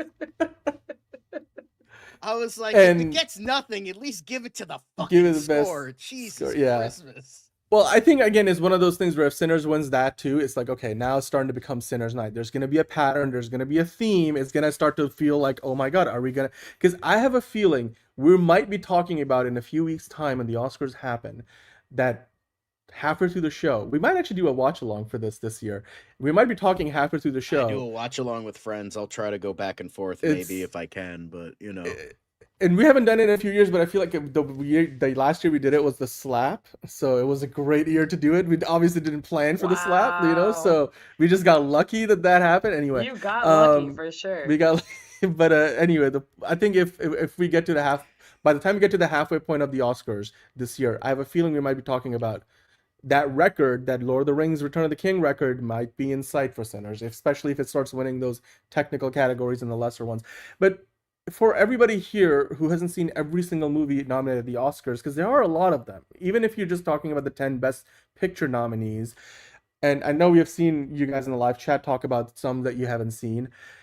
Let's take a look at something special that AMC does. I mean, for all the things that, you know, we may not like AMC theaters for, whether it's like extremely expensive, you know, concessions or way too many ads before the movie plays, we do like the fact that AMC Theaters does these special screenings where they put out basically every single one of the 10 movies nominated for Best Picture at the Academy Awards, and they put them back in theaters for us to go see at these special screenings. They call them the Best Picture Showcase. So they've announced, now this is from yesterday, so technically today, on this Friday, January 23rd, tickets are on sale. You can go see Begonia, F1, Frankenstein. You got One Battle After Another, Sinners. Pretty much every single one of the Hamnet, every single one of the 10 movies in the Best Picture category. You can go see them back in theaters. Liz and John, I'll start with you, Liz, because I know you have seen more of them overall, but you haven't seen all of your them, favorite, right? Liz. Marty Supreme. Which of these Listen, movies I are you enjoyed gonna the go see? film.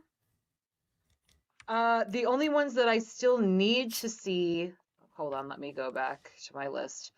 I still need to see The Secret Agent, Sentimental Value, and Train Dreams. I have seen all the others. Well, Train Dreams John? is easy because that's on Netflix, but That's true. you know. But John, which of these 10 are you gonna go check out at AMC if you had a chance to do so? Well, okay, so the ones I've already seen are Sinners, Marty Supreme, F1, and there was another one that I saw. I think. So, yeah, Sinners, Mary Supreme. You saw Frankenstein. Frankenstein. Maybe one other one. I don't remember, but I've seen a bunch of them. I have no interest in Hamnet, or I have no interest in Well, I don't really. I mean, maybe I'll watch Hamnet. Maybe I don't know. But like Begonia, I have no fucking interest in whatsoever. Begonia is awesome. They're both great. I don't like Shakespeare, and I don't. Especially not Shakespearean dramas. Oh, One Battle After Another. No wonder I didn't fucking remember that. So again, I will say it is not a Shakespearean drama. It is about Shakespeare writing his dramas. So it is an actual film. The whole film is not in iambic pentameter. It is real people. No, I know. Story. It's just. I just want to make that very clear. It's it's not a Midsummer Night's Dream or anything like that. I'm curious about The Secret Agent. I'm curious about Train Dreams. I might go see those. Begonia's wild though. I love Begonia. Sentimental value, maybe. But I have no interest in Hamnet, and I have no interest in Begonia. I'm gonna try to see Hamnet. I'm gonna see Train Dreams. I definitely want to see Secret Agent because I do think Wagner Moura could have one hell of a year this year. Hey. And Dan, neither is motherfucking Jacob Elordi, yet he's on the fucking top of the list to be James Bond. He is British, but he is British. No, he's Australian. That's true. One of you guys in the chat were talking about Timothy Chalamet. I think he was raised in London. Jacob Elordi, I think, has actually been one of the names that was thrown around for being one of the early picks potentially for Bond. Yeah. But anyway, but I will say Jesse Plemons in Begonia. I mean, see Begonia just for his.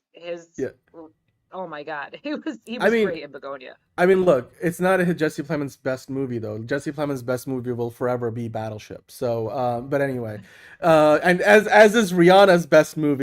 That's a great hill to die on, Dan. I love you. That's come on. It was also the last time Taylor Kitsch was a leading man. But anyway, I do definitely want to see. Oh, come on, Taylor.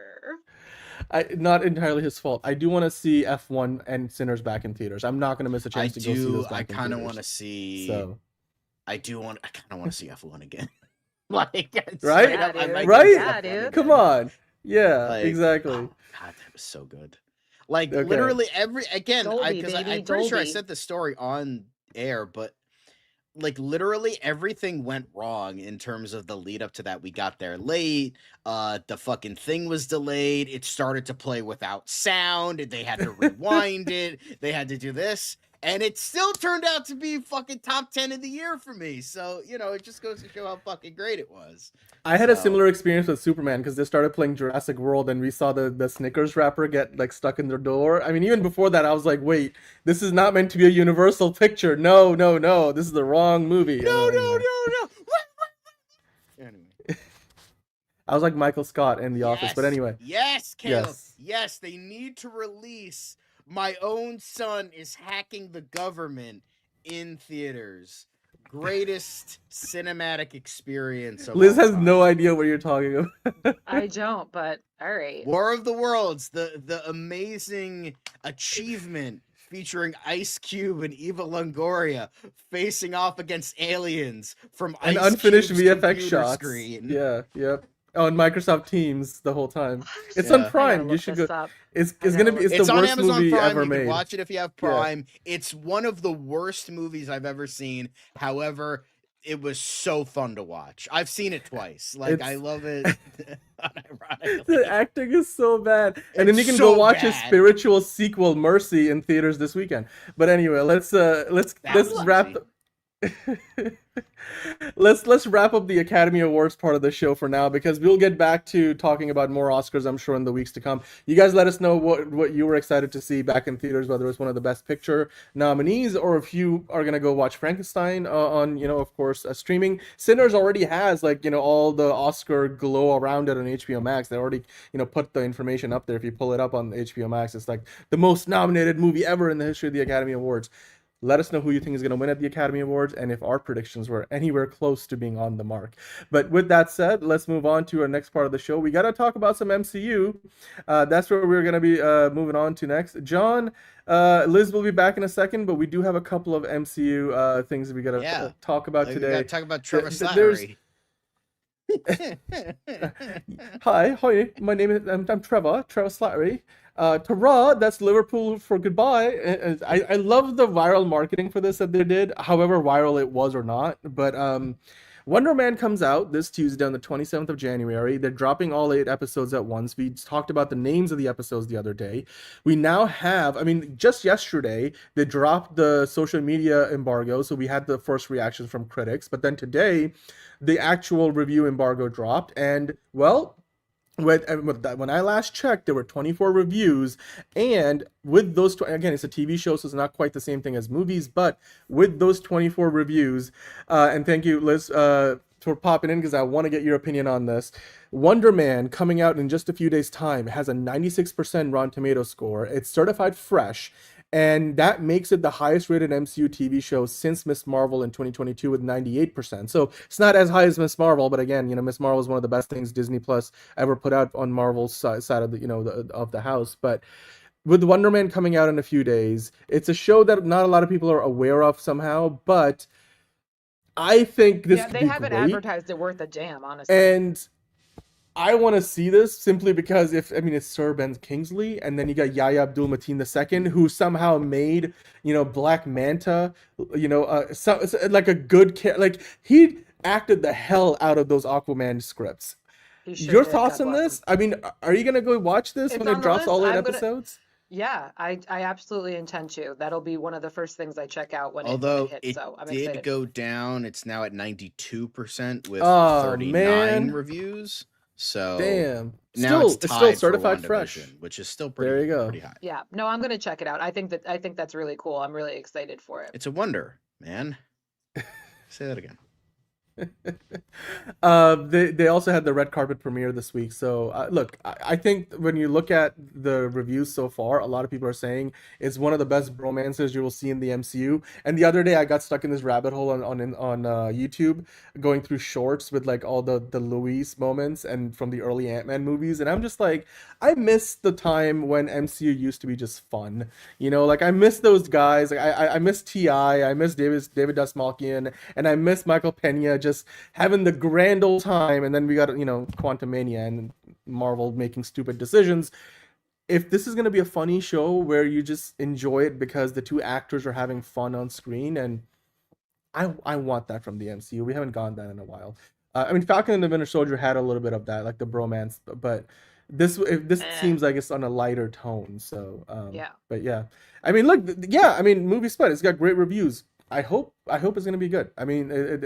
Yeah, TV shows again they don't really get... have not been advertising it well, unfortunately. Yeah. And it's a lot of the stuff they have been doing is like online. It's not like they've been getting ad spots everywhere. So I get it, and it doesn't have the same cultural zeitgeist awareness as Daredevil, for example, which is coming out later this year. So anyway, we'll see. You guys let us know what you think about that Wonder Man. We're going to be talking about it. I'm going to probably review it because I'm really excited about it, unless I watch it and I do think it's terrible, but we'll see. But in the meantime, we do have to talk about Avengers Doomsday, because how can we do a show and not talk about Avengers Doomsday? Then today, we'd all be sane by the end of it. Today, I saw this on comicbookmovie.com. They leaked, or not but they found a photo on Reddit where apparently somebody leaked the Funko Pop designs for Avengers Doomsday, which spoils a few things potentially because they weren't able to quite corroborate the how accurate or real this is. But John, if you scroll down, we do have the image, but spoiler alert for anybody who doesn't want to be spoiled if Fuck these that are shit. to be Who true. cares? Nobody. Anyway. I feel like Can at you this click point into this? there is such a large cast that you're gonna forget who's, you know what I mean? Like, Yeah. so this isn't a spoiler to me right now because I'm gonna be in that Let's theater get every time somebody into- pops up. I'm gonna be like, oh my god, that's right, they were in this. Holy crap! Yeah, let's see. So if you right click on it and like open the image in a new tab or something, we can kind of like start zooming into this. Let's go through a few. For me, let's start on the top right, because I think that's where my standout surprise was. On the top right hand corner, you have Steve Rogers. He's clearly got the same beard and hair design, color and everything from Avengers Endgame, I want to say Endgame, Infinity War. Well, Infinity War. He's got the same look as Infinity War, which I think was meant to be sort of a reference to his Nomad iteration of his character from the comics. And he's also got Mjolnir in his hand. Do you guys think this is like just Funko Pop's doing what was, agreed to with Marvel, or is this actually going to be in the movie? Because sometimes the merchandise doesn't reflect the movie because they might have made changes since they made that merchandise deal happen. But is this a spoiler, or is this just like a red herring? Probably a red It could herring. be. I mean, again, we're talking about, we're predicting there's going to be variants. We're predicting there's going to be alternate universes. So it could be, it could absolutely be, a prediction of what's to come. But Yeah.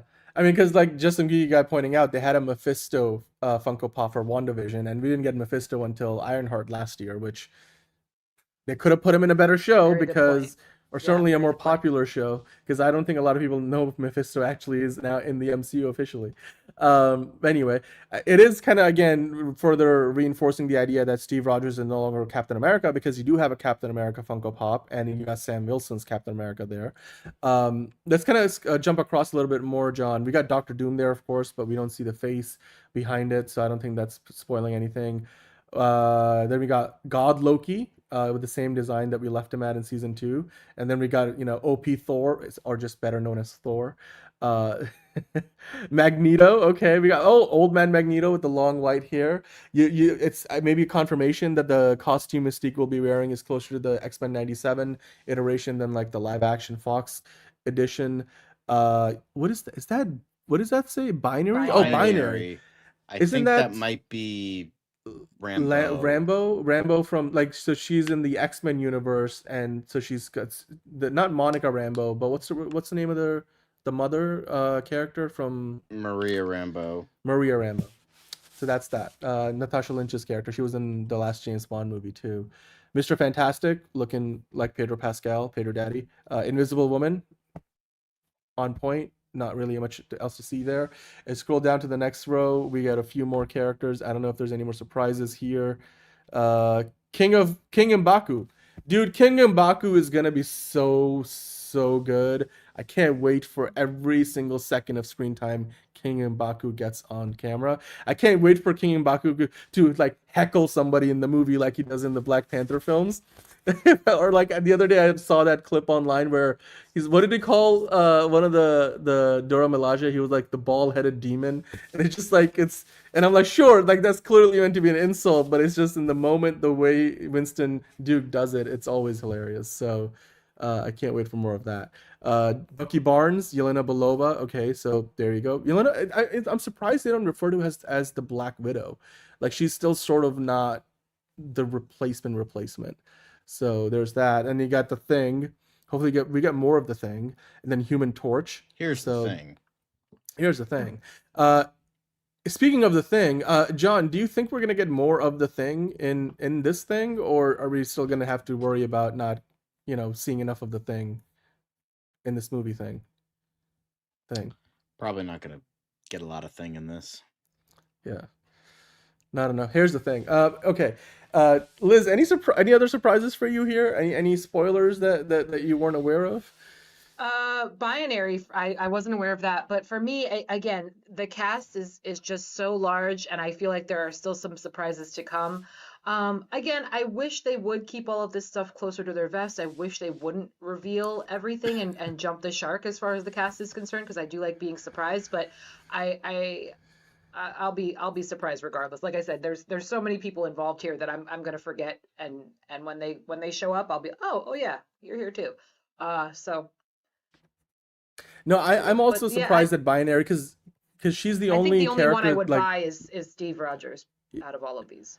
Maybe Bucky and M'Baku. I gotta buy M'Baku. I don't have M'Baku yet. I'd have to get M'Baku. It's King M'Baku. You gotta get King M'Baku's Funko Pop. But I was surprised. Yeah, Binary is the only. I mean, Natasha Lynch is. That's her name. Wait, am I totally butchering the name of the actor? Nope, that's somebody. I think it's Lashana Lynch. Lashana Lynch. See, I knew I was messing it up. I apologize. Lashana Lynch as Binary is definitely the only name on that list of Funko Pops that wasn't at that casting announcement. Well, actually, no. Well, Steve Rogers wasn't. Well, Chris Evans wasn't either, but we know now because of the teasers. So, yeah, that is a surprise. Anyway, we'll find out how good it all is. We always knew. Yeah. Well, given the X-Men are going to be there, and that's the world that we last saw her in, I guess it makes sense. I guess if she's in there, then Monica Rambeau should be too, right? Like Photon is the superhero Yeah. name. I'd imagine the both of them will be there at that rate. So anyway, we're done with the MCU Weekly part of the show for now. Let's get into some movie talk madness, everybody. Let's talk about what I'm sure is going to be the best part of the show for John to get into and give us all the praise that he has for the Masters of the Universe trailer that dropped yesterday. Yeah, all of course, three Nicholas fans of this Galtazine, shit. Camila Mendes, you got Idris Elba, you got Alison Brie, you got Morena Baccarin. MGM and Mattel's big screen adaptation of the 80s Toy Series is here. I've seen all kinds of reactions about this. I thought the trailer was a little up and down. By and large, it definitely, for me, reminded me a little bit of the Minecraft movie. The tone of the movie feels a little like it's overall meant to be very irreverent, but then there's some moments where you do wonder, like, are they playing it straight? Of course, Skeletor is in the trailer, but you don't really see the face of Jared Leto. John, your thoughts on this? For me, as a trailer that's meant to get you more excited for the movie, I'm cautiously optimistic. I wasn't entirely sold on it. I'm just going to say it's a 6.5 out of 10. But clearly, we are here for your reaction to Master of the Universe because you feel very strongly about this film. Maybe not strongly. It's just like it just looks like shit. Like it just doesn't look good. I saw the trailer and I'm just like, this just looks like every generic blockbuster. You could literally put a different name on it, and I feel the same way. It'll be like, oh, you could stick Voltron on there, and it'll be the same exact thing. It gives me Flash Gordon vibes, so I'm all in for it. I think but at least I don't know. So like Flash 80s, Gordon I had like love good, it. so bad it's good personality That's vibes, how I but feel like about this. this just looks generic. It's not even so bad it's good. It's not even like, oh, it's genuinely. It just looks like popcorn drivel, like lowest common denominator type thing. Yeah, It just looks kind of. It just I looks think so it looks fun. bland. It looks like so like. I mean, Battle Cat looks okay, and then like a couple other characters, Battlecat they looks look like fine. crap. Battlecat is so CGI, it's awful. And then it's bad. like half the trailer looked AI generated to me. Like I remember Yeah. before I got a chance to see the trailer and I saw like screenshots when they revealed Skeletor. I was like, oh, is this from one of those like AI generation sites? And then I looked, and then it's like, oh no, this is from the trailer. I'm like, what? This is real? Well, CGI or whatever. But I'm like, no joke. I've seen AI generations that look better than that, and like where they have like 6 fingers and like 3 arms. I mean, and just from this 14 still toes. alone, the tiger looks like absolute ass. But I don't care. It looks like it's just for me, it just looks entertaining. Again, it's one of those movies that knows exactly what it is. They're not trying to pull the wool over our eyes and be like, this is this is gonna be in contention with Marvel and DC blockbusters. Absolutely not. It looks so 80s. It looks original. It looks like it's just they've Franklin gone from Jello's cartoon looked better because at least it was practical. I'm digging it. Like I'm digging I'll it. take that. I'm digging it. I don't care. But I don't know. It just looks very. I mean, I look will at some say of the stills. Alison Brie It's looks great, but like it's Alison Brie, of course. She always looks great. Like, I mean, come on. I'm just gonna now. say if you wanted to get the traditional character designs that are more accurate, like to the original animated show, this is got it. Like That's it's what I'm got like a saying. That's very what I'm accurate Skeletor, right? Like when he gets the sword, I was like, okay, what But like down to plastic his Fisher pink button Price down factory shirt. did they get this from?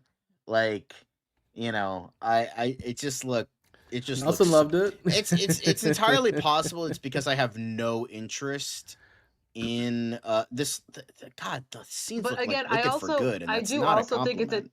I do also think it's an age thing too. Like I said, this harkens back to Flash Gordon for me. So I'm all in because I will say my friend who grew up with He-Man, he had all the toys.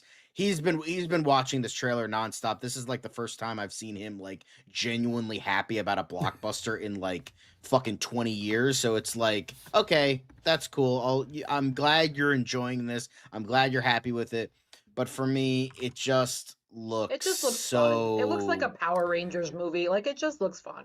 No, because that would at least be in a rock quarry somewhere. Like, it's this just looks this looks like one of those AI generated trailers that were taken down by YouTube because of the copyright.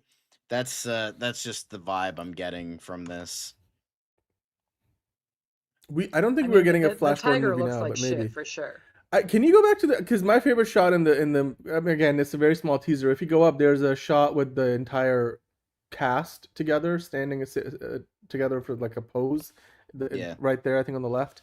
I don't know if you can click into that, but it's a colorful movie. Like it looks colorful. It looks like they're not trying to hide VFX shots. And here's the thing. Ultimately, guys, think about it this way. The show is cheesy.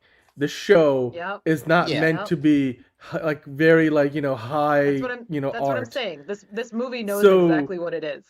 It's exactly. So I'm like, I'd rather have a movie that is self-aware of the source material than a movie that is trying to hide the source material. Like, it's one of those things where we would, regardless of whether you think the Superman movie last year was great or not, it looked like a Superman comic brought to life in a lot of ways.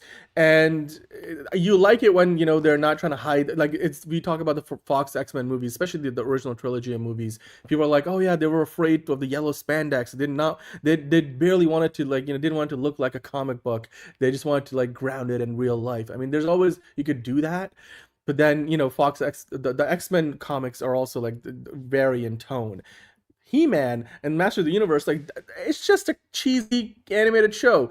I mean, you're never gonna win everybody over because you can either make the characters look very accurate to their original source material, or you can, play it off like Madam Web, where they're like, we're gonna ground it in a real world, and then you're not gonna win anybody. I mean, Madam Web was terrible reference, but so it's a hard problem to fix. It's a balancing act, and this is where I think, if they do something that like Barbie did, again, that's a high bar.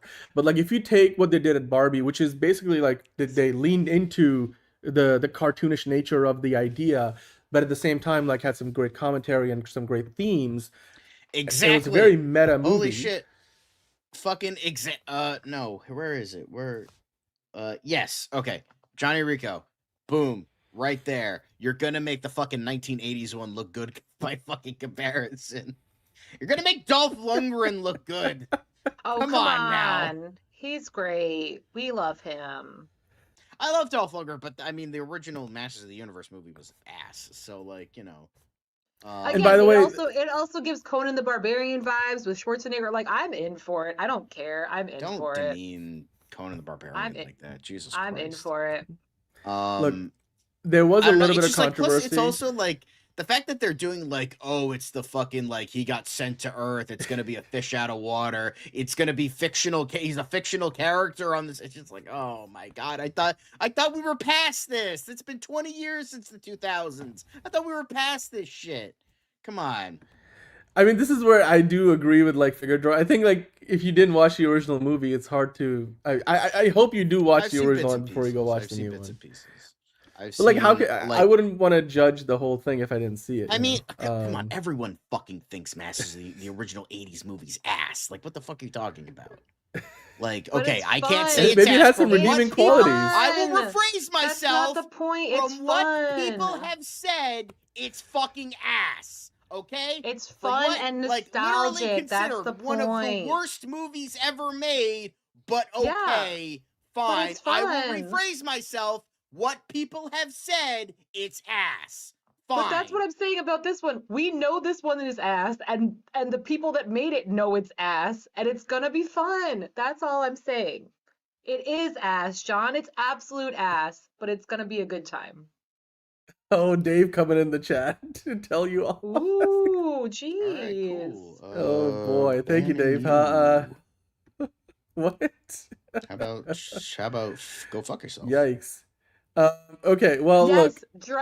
Judge Dredd and Demolition Man, Stallone, those are two of my favorite films of all time. They know what they are, and that's what I'm trying to relate here. Lowbrow art. It's going to be a good time. time. One of my favorite fucking horror movies is Reanimator. It's fucking, but it's just there's a difference between like fun garbage and like just run of the mill generic bland garbage like this is. Like it just looks like generic slop to me. Like this looks like it got shit into an AI generator and this got shat out. Like that's just what it looks like. I look again. One thing I will say, we talk about it with trailers. For fucking Street Fighter. Like, are you kidding me? Like that looks like I hear lowbrow you. schlock, but I'm excited for that. I love it. I'm excited for that too. Hello? Hell yeah.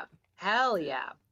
I look. I will say this: we mentioned it for Supergirl, we mentioned it for Superman, and all these other movies where we get these trailers. Some of this stuff is probably not finished work.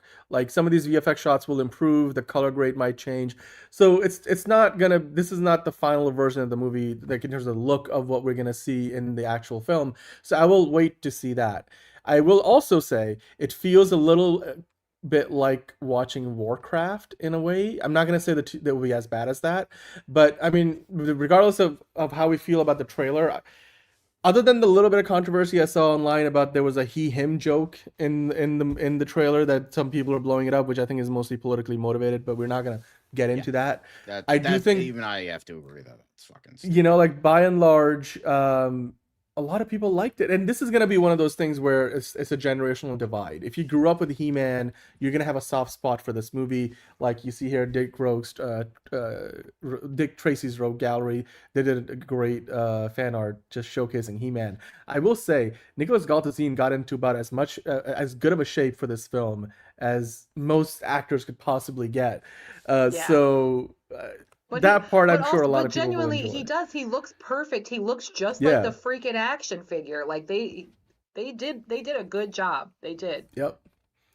Well, let's see how it turns out. I'm sure we'll be reviewing it on the show. But hey, you know what? There is one more trailer we gotta get into. This one, I have no idea how John is gonna talk about this because I, for one, going into it, had no expectations because up until a few days ago, I forgot this thing existed. But Star Wars Maul Shadow Lord, we talked about it, I think, 2 days ago. They had released a teaser to the teaser trailer, and now we finally get the actual trailer. It showcases, of course, Darth Maul on the run from Emperor Palpatine. It's got that like Clone Wars sort of style of animation, 3D animation. This definitely feels like a Dave Filoni-led project. Of course, Dave Filoni now is one of the co-CEOs, co-presidents of Lucasfilm.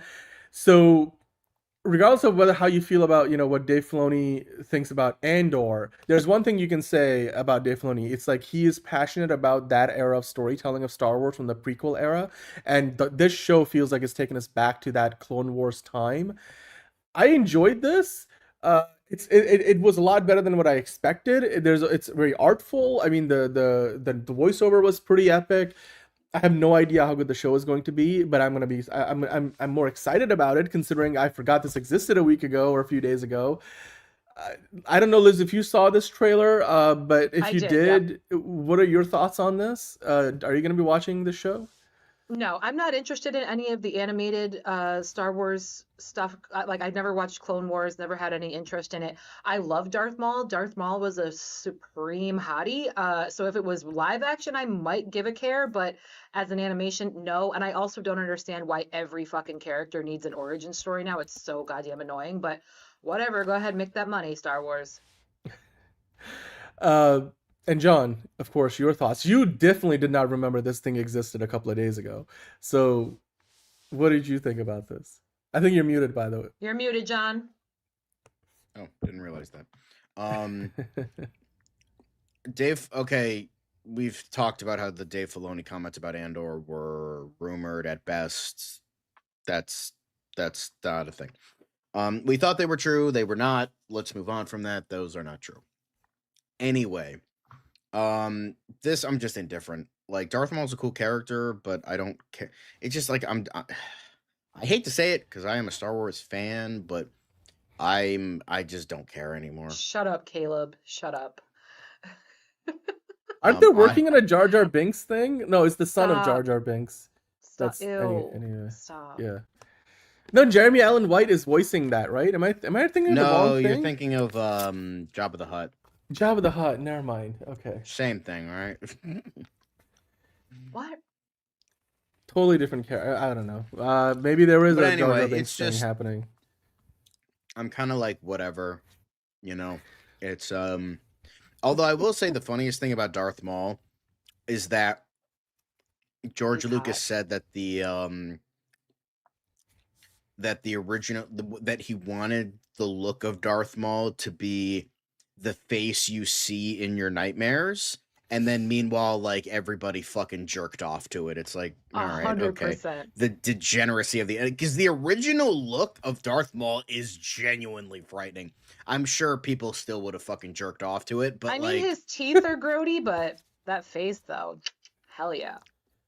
I did not know that's that people thought he was that hot. But anyway. yeah, no, people think he's hot. It's Yeah, he yep. is. Yep. Yeah, he is. All right, well, Liz, I'll take your word for it. Well, hey, this show comes out soon. And look, clearly from the trailer, the impression I got, this is going to be more for the hardcore fans, because this, again, it's one of those like fill the gap in lore shows rather than moving forward or moving backward in a different direction that we haven't seen before. But hey, you know what? You could say the same about Andor in a lot of ways, or Rogue One, and those were some of the best things that Star Wars has ever done. So we'll see what this turns into. Certainly, we know the people in charge at Lucasfilm now. Dave Filoni. This has got to be one of his go-to projects that he's going to be excited to bring to us. So we'll see. But hey, you know what? Now it's time for the actual quick hits. We did the quick hits for the Oscars earlier, but now let's get into the actual quick hits. So we'll hit that music again. We've got the Boston Over elevator music. And actually, I think this was meant to be part of the previous segment, but John, we'll start with that as a quick hit.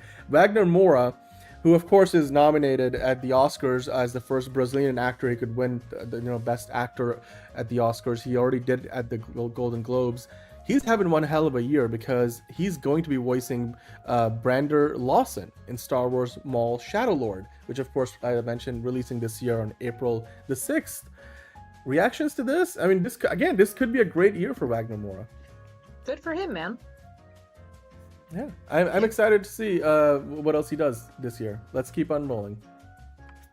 Oh shit, you just sent me the original Darth Maul fan art, John. That is, or concept art. Oh, I want to. I don't know what to say to that.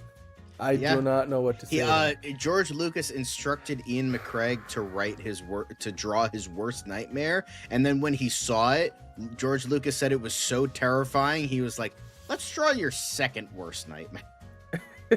Send it to me, John. Send it to me. I already sent it. It's in the fucking. It's in Slack. It's in our group chat. Okay.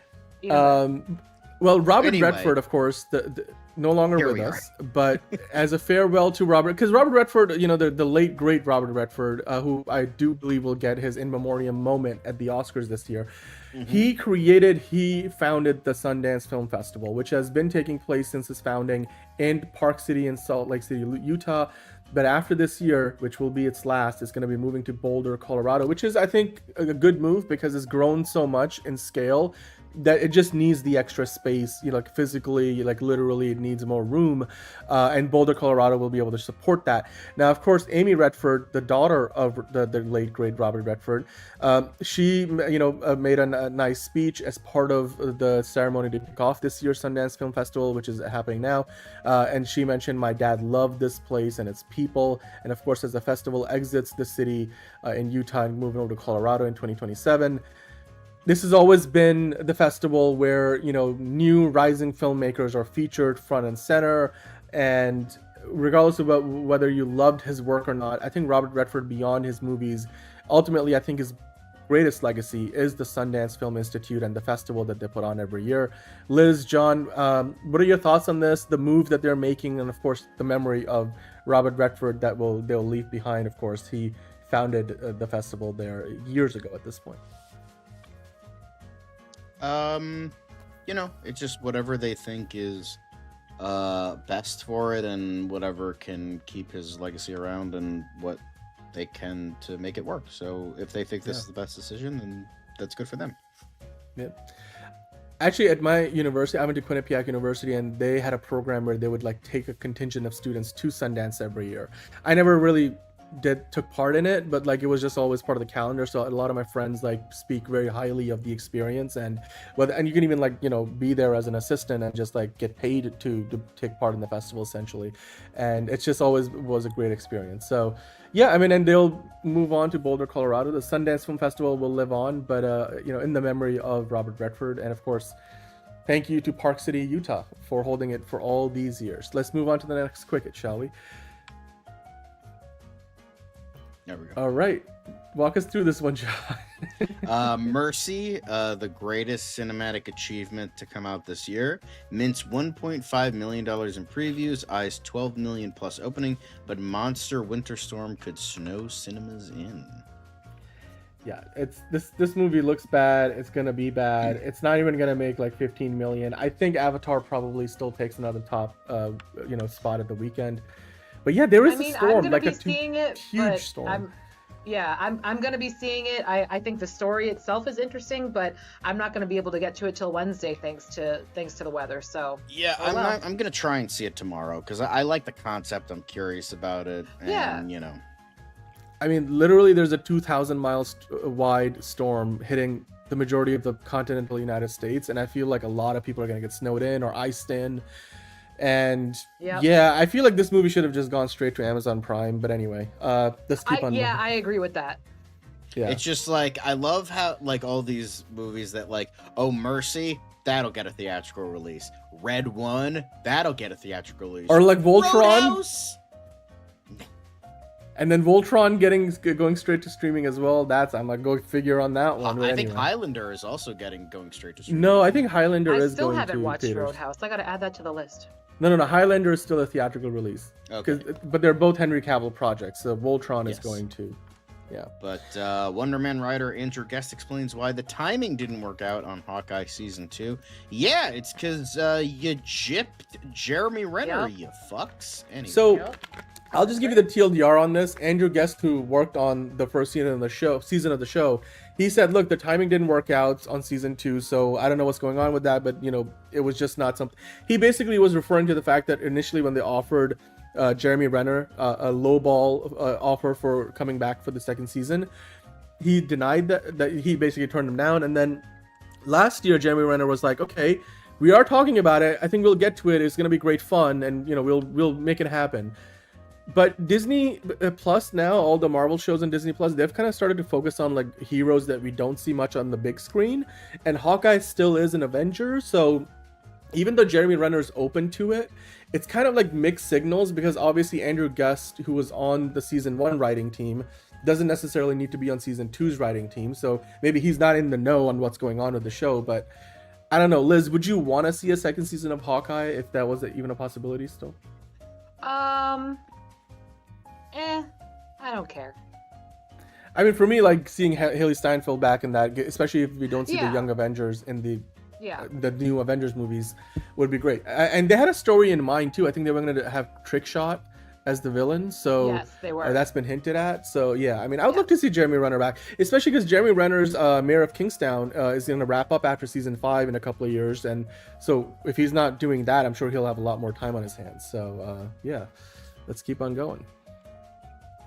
Hell yeah. Next up, the Masters of the Universe editing team knows how to market that Jared Leto is in their movie, which is to say, not at all. Honestly, the best thing to come out of this teaser is the fact that they are not marketing Jared Leto at all. And how much you want to bet that they're not even going to have a Skeletor voice, it's just going to be Jared Leto talking normally, because we can never have nice things. Like, that's at least the one thing you could do. You like, He-Man! But no, we can't even get that. Because Jared Leto is like taking it too seriously because it's fucking Jared Leto. He's just gonna send like used condoms to fucking Nicholas Gazeltine or whatever. So, Cool. Acting. But smart for them. Yeah. Anyway. What you said.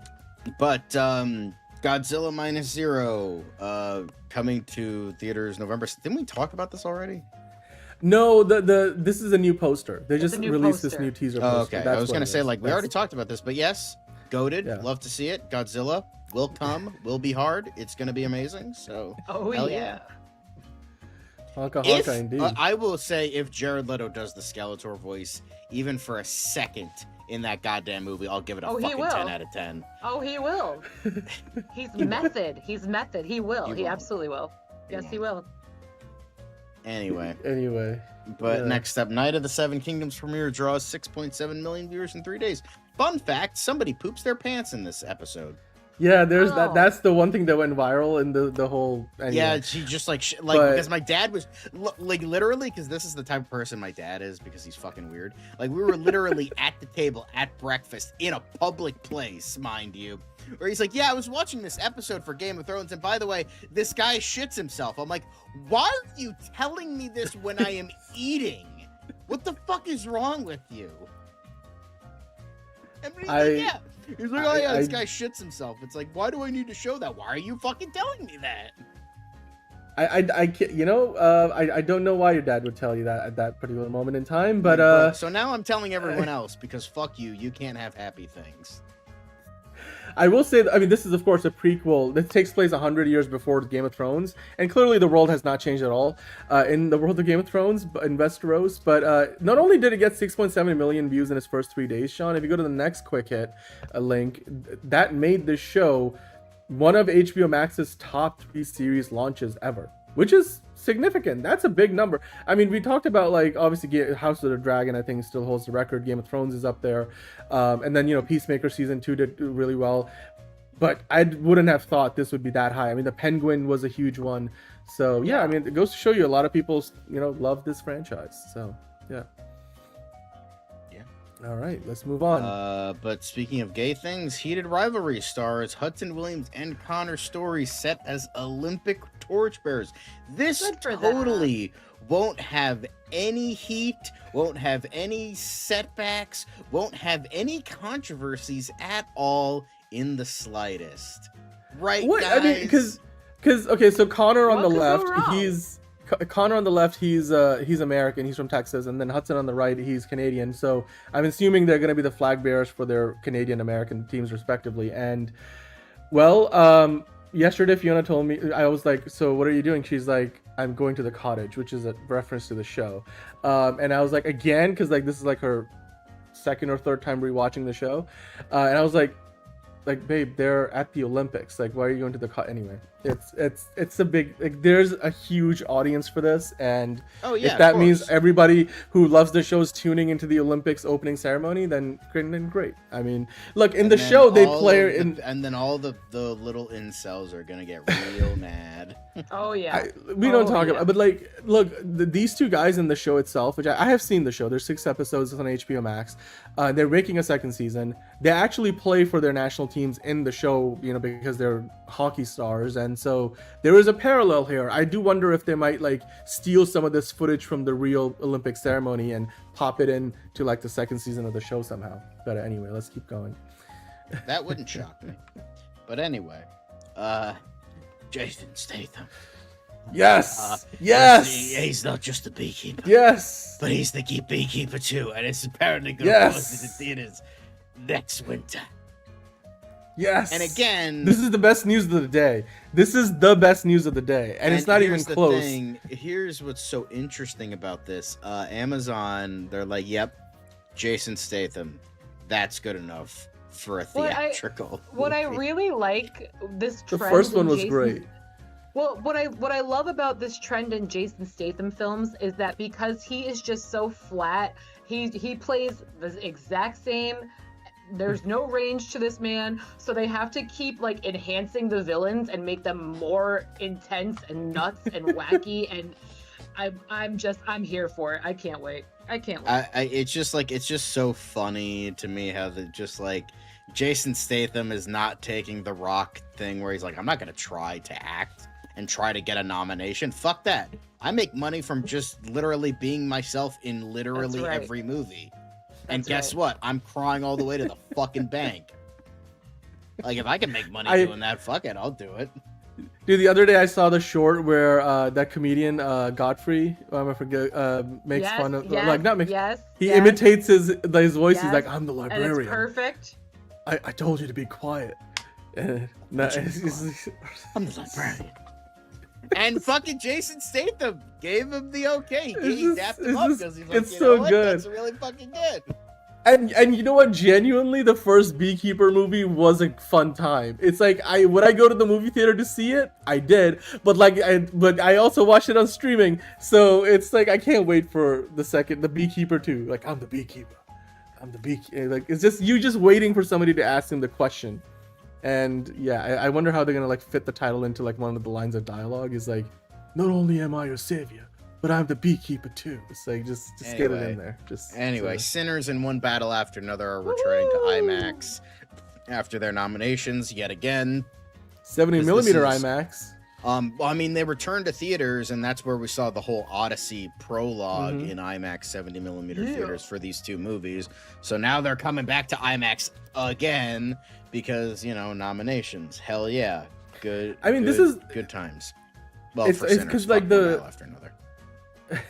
Well, because it helps, right? We talk about like the Academy, like their people at the end of the day voting for this, so it's gonna help them out, you know, get refreshed and refresher on the movies, and also these movies will be in the conversation. We talked about it for like 90 minutes, so people are going to be interested in, oh, I did not watch one battle after another, maybe I should go check it out. By the way, the IMAX run starts on January 30th. Actually no, that's from Marty Supreme. Marty Supreme is going to be in IMAX on March 30th, or January 30th, I should say. But yeah, you guys can go check it out. It's not going to be in every single one because there's only like a dozen 70mm IMAX theaters in the entire world anyway. So like the nearest one to us is in New York. Then there's in LA. Then there's a few abroad. There's a few more in the United States. So yeah, let's keep on going. Yes. But next up, we got Netflix says it's going to keep that HBO team after acquiring Warner Brothers. I mean, if they do at this point, with how much, you know, pushback we've fucking gotten with Paramount, we probably won't be seeing this deal until like 2035. So yeah, well, I mean, look, the leadership at HBO is one of the crown jewels that they're getting in this deal, so I'm glad they're not going to let them go. This isn't the first time they've said this. And again, I'll talk more about the whole business side of what's going on with that deal tomorrow. I'll do it on the live show over the weekend. So yeah, stick with us for that. And then final quick hit, Warner Brothers says over 93% of shareholders have rejected Paramount's inferior scheme. Not even inferior deal, scheme. Not even takeover scheme. Like they're a fucking like mustache twirling villain. Like so, now, like cue the Skeletor laugh after that. It's inferior scheme. Like get out of here. Like, love it. It's now this has gotten like in the past 24 hours it's gotten real petty because they've just been like firing shots back and forth, and it's just the words that they're using. It's like, guys, grow up. Like it's seriously. But anyway, it's getting petty, and that's an example of that. That's all the quickest we got, and that does it for the news section of the show. Of course, we're not done yet. The ride ain't over, and yeah. We got a lot of DC stuff. We got a lot of DC stuff to get into. So before we do that, though, we're going to say goodbye to Lizz for the night because it's been a long show already and we got lots more to get into. Lizz, anything else you want to tell the folks, the good folks on the way out? I know you're getting into DC stuff. I am very excited for Jason as Lobo, even though he looks like a member of KISS, which makes me really dry. But hey, enjoy, guys. I can't wait to talk to y'all next week. I will be back next week. See ya. Have a great weekend. Be safe in the snow, everybody. All right, we'll see you next time, Lizz, and yeah, be safe in the snow. Okay, so with that, we're gonna get into the DC part of the show. Thank you, Caleb, for that live chat. And you know, as we usually are at the end, we are also blessed at the beginning. It's another project that's been blessed from the beginning. There's the shot right there. That. Okay, we don't need to see. Right there. Hey, buddy, eyes up here. Now you want to get nuts? Let's get nuts. Here we go. Victory mine. Ask me how am I doing? I'm telling you really I'm doing sublime. I never wait in a stewardess line. I just go do it. I'm moving my time. Really had nothing to do with it. How am I moving? I'm moving like you want to shine. Follow my lead. Don't listen to lies. I had to put me all in the line. That's why I know that victory's mine. I prefer Jared Leto. Hunka hunka.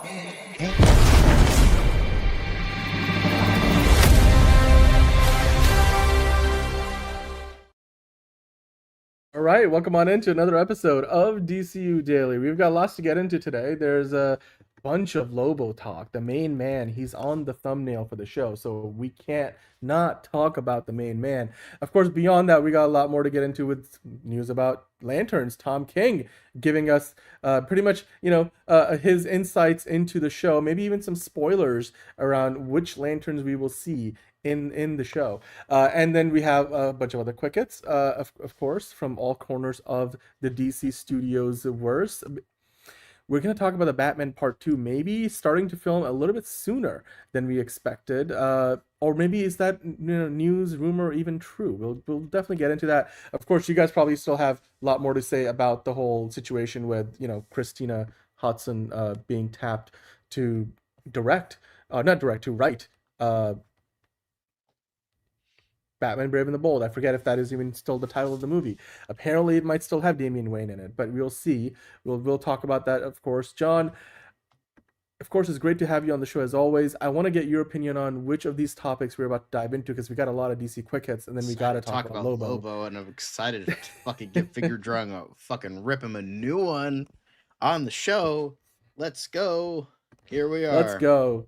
All right, let's go. Okay, it is a Friday show. We didn't actually have enough time on the show today with all the things that we were getting into to get in your Q&A session, but we promise we'll bring that in next week, of course, unless it's crazy in terms of news. So speaking of the news, like we usually do, let's start with the Parrots, Ducks, Pelicans of DCU news. For those of us who have bird blindness, we just call them quick hits.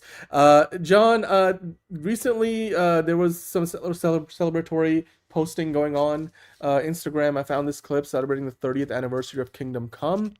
I know you have either read it or you're certainly very fond of Kingdom Come, right? So yes, your thoughts on this story? 30 years now. It's kind of similar to what it was 10 years ago. The Dark Knight Returns was celebrating its 30th anniversary.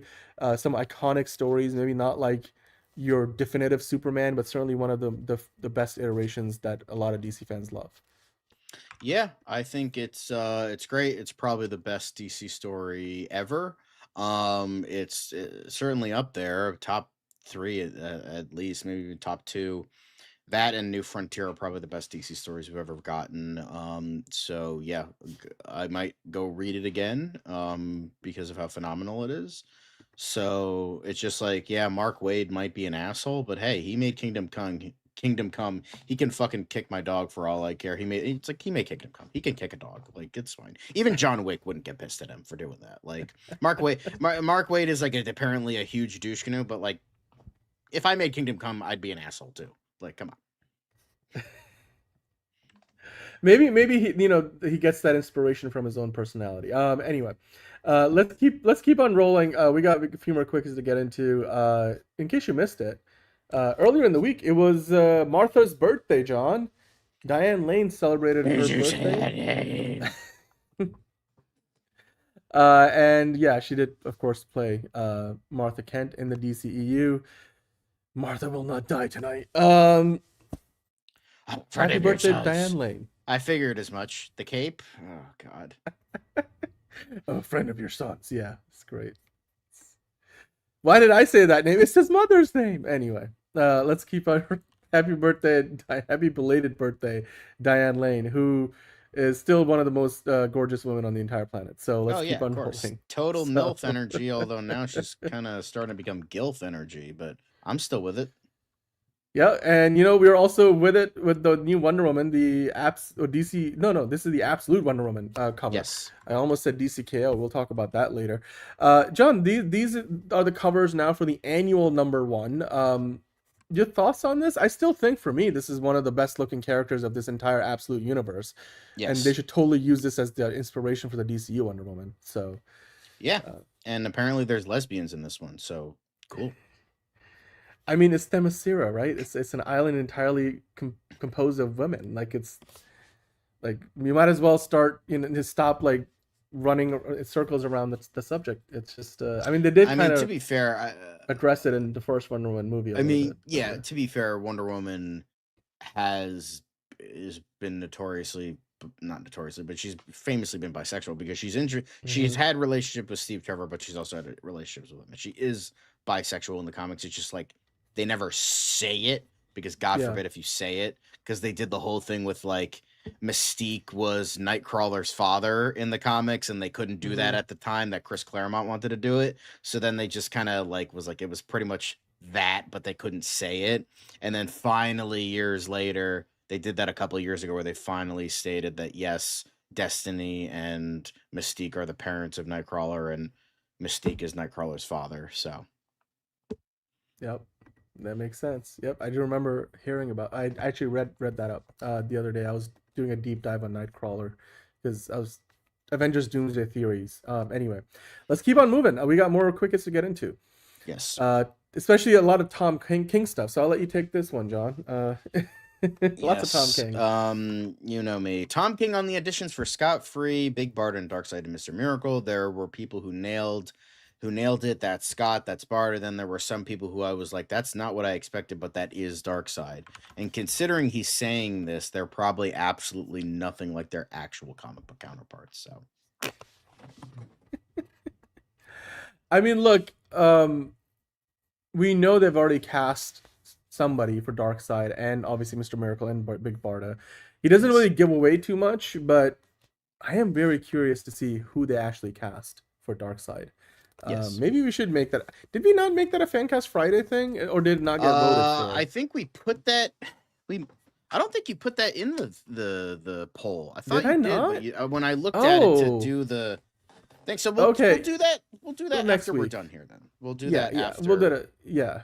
Yeah, I mean, you know, Judge's it's- spoiler. yeah. He's going to be number one because that's like the best. Like, I mean, everyone's wanted Christopher Judge for years, but the thing is, he might be too famous. Like Ray Porter, nobody knows who the fuck that is, and he was Darkseid. So, you know, I mean, no offense to Ray Porter, he did a good job. Although for he's what little he did was some given, good so. work. Yeah, He's one of those people He's who good. He's good. He's just mainly just nobody really knows Ray. He's not like a super famous voice actor. While Right. Christopher Judge is both famous on screen Indeed. and voice work. So. Indeed. As we Indeed know, he is. as you are the big Stargate guy, so on but my yeah. world, I would be well within my rights to dismember you. Anyway, let's keep on rolling.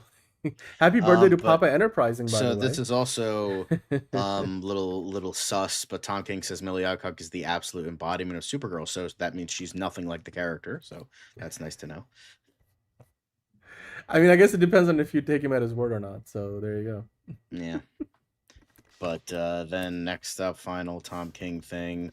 Did Tom K say he walks up to Kyle and Aaron and say they are wearing their rings via the Uncensored Nerds podcast? So Basically, he's saying that we're gonna get both Kyle Chandler and Aaron Pierre as Lanterns, aka we're gonna see, you know, not just the ring transition from one to the next. It seems like we're gonna see both a Hal Jordan and a John Stewart like as Lanterns, in addition to whichever other. I mean, John, is that surprising to you? Because like this doesn't seem like a show that so far has.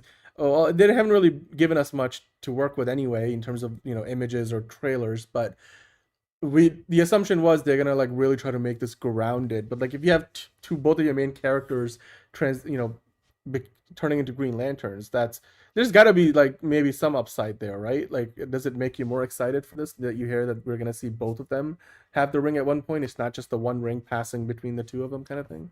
Yeah, that could be cool, I guess. Maybe, I don't fucking know. I don't really care. All right, let's move on. And well, you know, now I think we're done with the Tom King stuff. Let's talk about Chris Pratt. Yes, Chris Pratt has confirmed he will not be playing Batman in the DCU. Thank God. I sent a picture of myself with a Batman mask on to James, and he just said, haha. So safe to say I'm not going to be Batman. I was never an option, and also I don't think I would be right for the role. So, yeah, I mean, to be fair, if he shaved the beard and, like, did his hair up a little bit in that suit, not going to lie, he's given a bit of Bruce Wayne, like, you know, a little bit of Bruce Wayne there. He's got the jawline. He could pull it off. He could be a working man's Bruce Wayne. He's just like he's a working man's Bruce Wayne. There's just this, like, I don't know if he can play that cocky billionaire thing quite. He's just too. Honestly, I don't know if how they do I ever describe it? decide, here's the thing. For Yeah. me, if they ever decide to like do like a like straight up like Adam West satire Yes. levels of Yes. Batman, I would want Chris Pratt to do that Batman. Yes. Like, and I want him to be like Andy Dwyer, like seasons 1 through 4 before he got ultra ripped for Guardians. I just cut out beer. But like, and have like, give him the dad bod. We want to see more like George Reeves. He had a belly, he had a pot belly on him. Fucking have that. Don't have him be abs, and then like have him be like the like straight on Silver Age campy Batman. No, I would love to see him in the DCU. I mean, Batman just, at least the iteration that James Gunn doesn't want to, he wants to get a version of Batman that's a little more grounded and not campy, and I just don't think Chris Pratt can. I mean, look, he's played some dark characters, but I just don't think this would be yeah, it's unlikely. But you know, him and James Gunn are still pretty close, and so he was asked about well, you know, what about James Gunn being fired and rehired by Marvel? And well, he went on to say it was truly unfair that he got and he got that job back because it was a glaring mistake to ever fire him in the first place, which I think a lot of people agreed with that, because I think Disney overreacted in the moment, and then Alan Bergman, went and called James Gunn and then was like, "We want you back." Unfortunately, by that time, Warner Brothers had already brought him in to do the Suicide Squad, even though they already had offered him Superman, and he was like, "Nah, I want to start with something less well known." And well, the rest is history, because now he's over at DC, and that's where the seeds were planted. If Disney had never fired James Gunn to begin with, I don't think we would have had a DC Studios today. Certainly not the one that we have. So yeah, thank you, Marvel. If as a DC fan, I mean, I'm also a Marvel fan, but yeah, Chris Pratt, I think, saying, look, some people still don't like James Gunn because of all that controversy, and I totally hear you guys on that, but I personally lean with what Chris Pratt is saying here. But yeah, but Caleb has like a fair point. They still celebrate people like Roman Polanski, so Yeah. Anyway, but Robert Pattinson was apparently asked which films he never gets tired of rewatching, and he said The Mask and Liar. God, like this guy, I love how this dude, this fucking weird little thumb, is just like saying the most absurd shit, and like nobody gives a fuck, and it's great.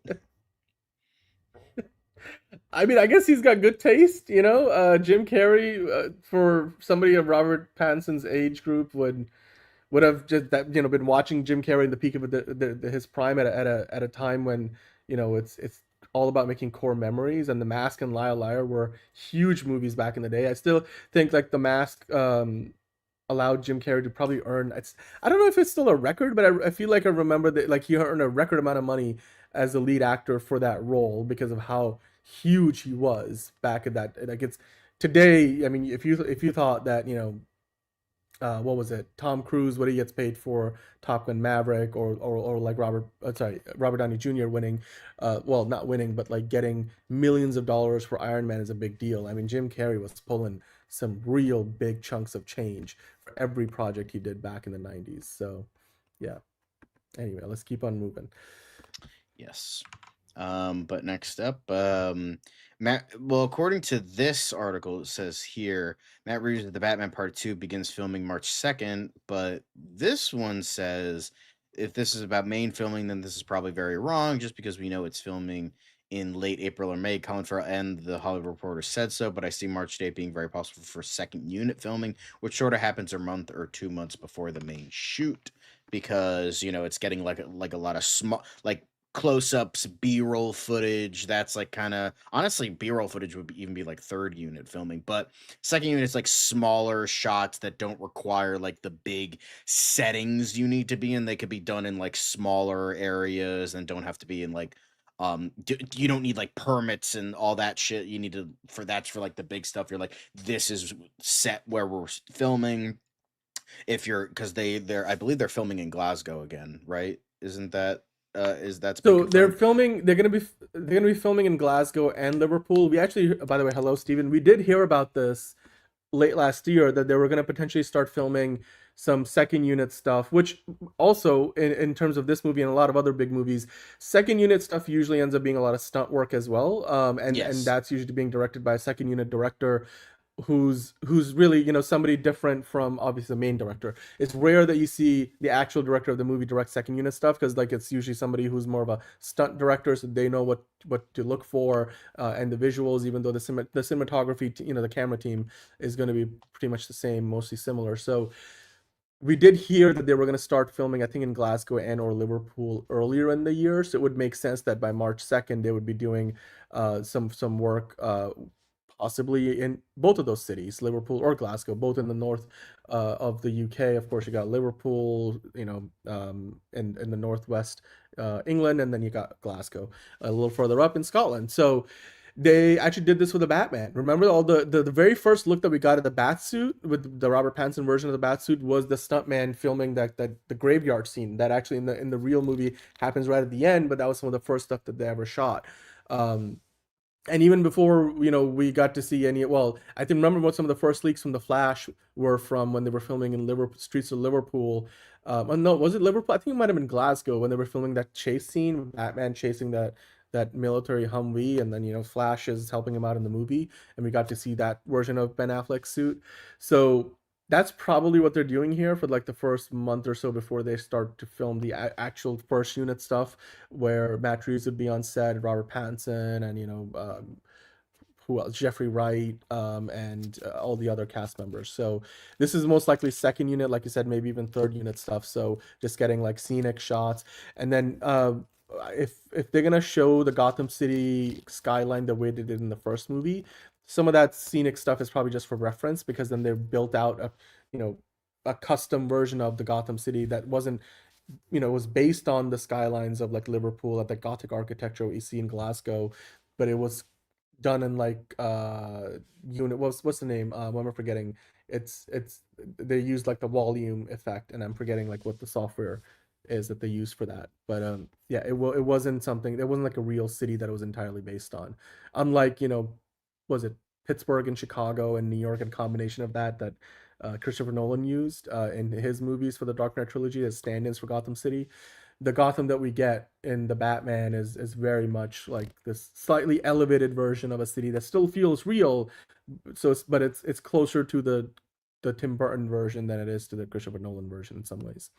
Mm-hmm. But yeah, so there you go. They're probably just doing second unit stuff, Glasgow, Liverpool. We knew about this, but just to clarify, if you see this anywhere, just know the actual like first unit stuff with the main actors probably won't start until like at least April of this year. But last bit of news we have is Funko Pops. You know, obviously these Supergirl is going to come out in June. Lanterns is apparently going to come out in September, and then Clayface is going to come out about 3 months after. So Supergirl is going to be coming around like when it comes out. Well, Lantern said it's probably going to be in August. So it'll be like a little bit later, and then Clayface is going to be about 3 months after the fact when that gets officially released, and they already released this stuff on certain cons and stuff like that, where it's like well, if you look at the timeline though, none of these will be spoiling things for the movies and the TV show, unlike what we talked about with Avengers. I mean, again, it could get leaked ahead of time, but yeah, it's good to see. I mean, Doomsday ones. Yeah, yep, exactly. But hey, that's all the quickest we got for DCU Daily. But you know what? Now we gotta get into like the man, and all the big stuff today from the world of DC, which was the reveal. Not the reveal. We finally have a proper look at Lobo, John, in his introduction in DC's Supergirl, and well, it looks about as good as we could have hoped for. I don't know about you, but I watched this trailer. This is essentially James Gunn putting out what's being referred to as like the IMAX teaser. It's still got some Supergirl in it, but it does give us a much better and much longer look at Jason Momoa's Lobo. I'll let you react to it. I'm just gonna say this was 10 out of 10 for me, even better than what I expected. So your thoughts on this? I mean, it's perfect. It literally looks like the character come to life. I mean, when you have Jason Momoa as a person look almost exactly like the character without the makeup, that the fact that you threw the makeup on there and then he looks like perfectly like that character just goes to show how perfect he is in that role. I mean, we do have, I think, better, Looks at it, yeah. We do have some other I visuals know we're that gonna. there was this one that like Jason Momoa So did, but So there were basically two things. Like, and James Gunn put up the IMAX teaser, so that's like a more yeah, IMAX specific version. And then there's one where you see Jason Momoa walking out of his trailer and being like, "Finally, I'm like Lobo," and you get to then cut to the footage, and you get, I think, even a little bit more footage of Lobo himself. Both of yes, them were initially posted by James Gunn, but then they also showed up on the YouTube channels for hmm DC and then everywhere else. So yeah, Lobo's here. I did also want to quickly, before we talk about more Lobo, there was this one photo of Crypto. I just wanted to mention this. yeah, Apparently, there's points in this movie where we see Crypto, but he doesn't have the cape on. So that will be interesting to see if he yeah. loses it somehow, or if that's just more of an intentional choice, with like what Kara decides to do, or maybe it's just a matter of like they've got into some fights and it got ripped off and it's gone, and maybe they'll need to get him a new one or something. So I thought that was interesting, but. Let's talk about Crypto, John. Let's talk about Lobo, John. We got the official introduction now. It was something that they kind of hid it from us. I don't know why it wasn't there, like why it was not more prominently featured in the original trailer, because this first Supergirl trailer didn't have the most positive reception. It had a much more mixed reception than the first Superman teaser did. I do think part of it has to do with the first Superman teaser was better, but it was also longer. It had, I mean, and it's kind of apples to oranges in terms of the expectations. But I do feel like if they gave us a lot more of this footage, and there's not a ton here, it's like put this 10-15 seconds in that Supergirl teaser, all of a sudden a lot more people would be happier. I do understand maybe the one reason why they didn't do it would be that then Lobo would be the conversation and it would just overshadow Supergirl in her own movie. So maybe they're aware of that.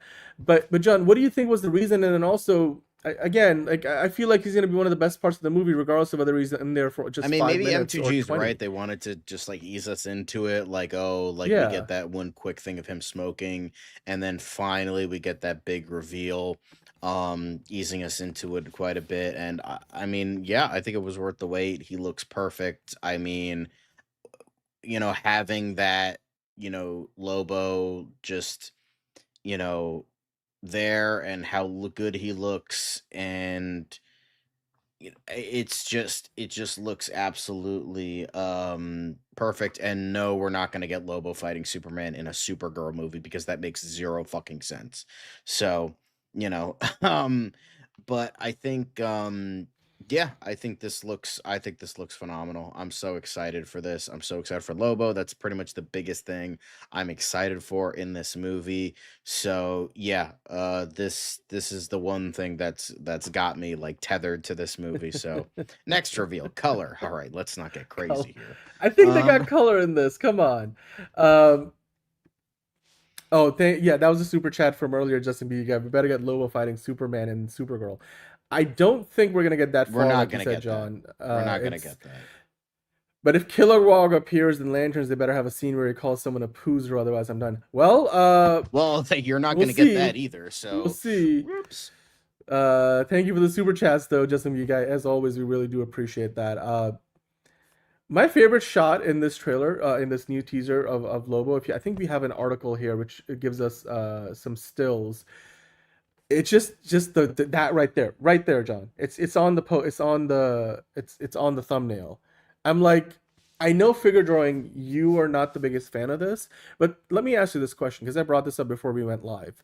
Um, do you think this feels wrong to you for whatever, but because like they just put makeup on his face and other than that it's basically Jason Momoa, or so maybe you're saying like they should have done more, and maybe you can't see past the actor into the character, which I would say, watch the movie and maybe it will be more immersive, or do you have a different reason why figure drawing that you're looking at this and it's not impressive? No texture and it's too dim. I don't know. Like, I mean, I guess you could have gone like. But what do you mean by texture? Like, is it? I think it's because I don't like. It's not. It doesn't look like. It looks like makeup on his face. It doesn't look like skin, but I don't know. I think it looks like skin to me. He's even got the red. It could kind of hard to see, but he has the red eyes. I don't know. Yeah. I feel like if they like caked it on, it would look more like the Joker or something. It just I don't think that would look right. The fact that um I don't know. Like I feel like here's the thing for me.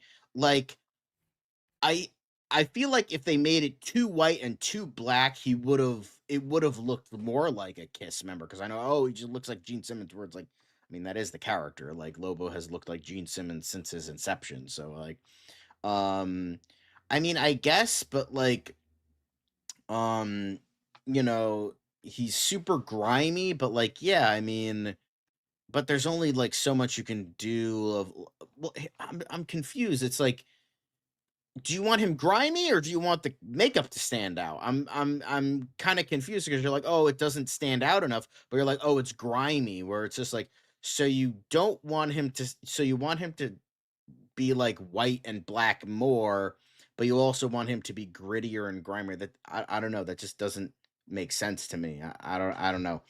Um, but um, but yeah, I don't know. It looks good to me. Like I don't think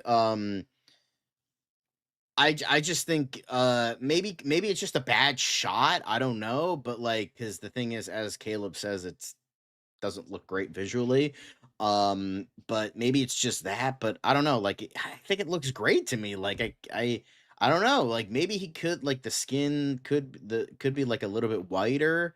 But like I feel like it's more realistic like this, where it's just like I feel like having like the caked on makeup like would make it look weird. Like it would look like Jack Nicholson's Joker, and I don't think that's what they want. Um, I don't know. It looks like it looks pretty spot on to me, but I don't know. That's just how I think. Look, I thought about this throughout the entire show because we have been talking about this in the live chat since we started. By the way, hello Adam saying I like Lobo on Krypton. Yeah, that design was very different too. And hello Pacerland, by the way. It's kind of hard to walk that line because you have to find that balance. Like the lighting, I don't think the lighting is flat per se, Diane. But and hello, mostly Mochi. Hello, thank you for joining in live. We're glad you're here. But it's a little dark, and I do feel like this movie will look better in this final iteration. Right now, it's just I don't think it's flat so much as it's dark. It is. I mean, this particular shot isn't that flat, but I don't know if there's more stills in this article or if there's another one, John. Um, Actually, I think if you go to the last article, the one in no, go to the deadline one. They have a bunch of stills in there. Uh, there's definitely other shots from the sequence that do look a little flat, like it's very brown and black, you know, and I think that kind of hides some of the details. But but like you were saying, it's you can't overdo the look simply because of how perfect the casting this is. And you also want to have some level of recognizability because I do think they want to go lean into the meta nature of the fact that this is Jason Momoa basically playing an exaggerated version of himself. And because we haven't seen any version of Lobo, and I think you can click on them and it will go full screen on the images, but because we haven't seen a live action Lobo in any movie before, or other than the TV show, so which by the way, not a lot of people saw it on Sci-Fi back in the day. That's why it got canceled after 2 seasons. So for the average viewer who's not a hardcore fan, this will be the first introduction to Lobo. I think this will be fine.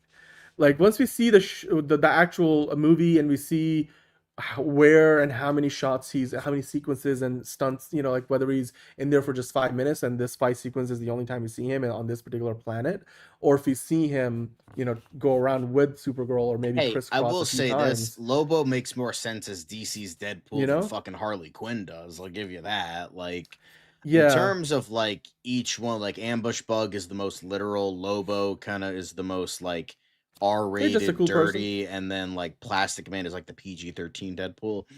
But I'll take him over fucking Harley Quinn, which makes no goddamn sense. So I mean, look, ultimately for me, I was a little worried that they made the obvious choice with casting him, as Lobo.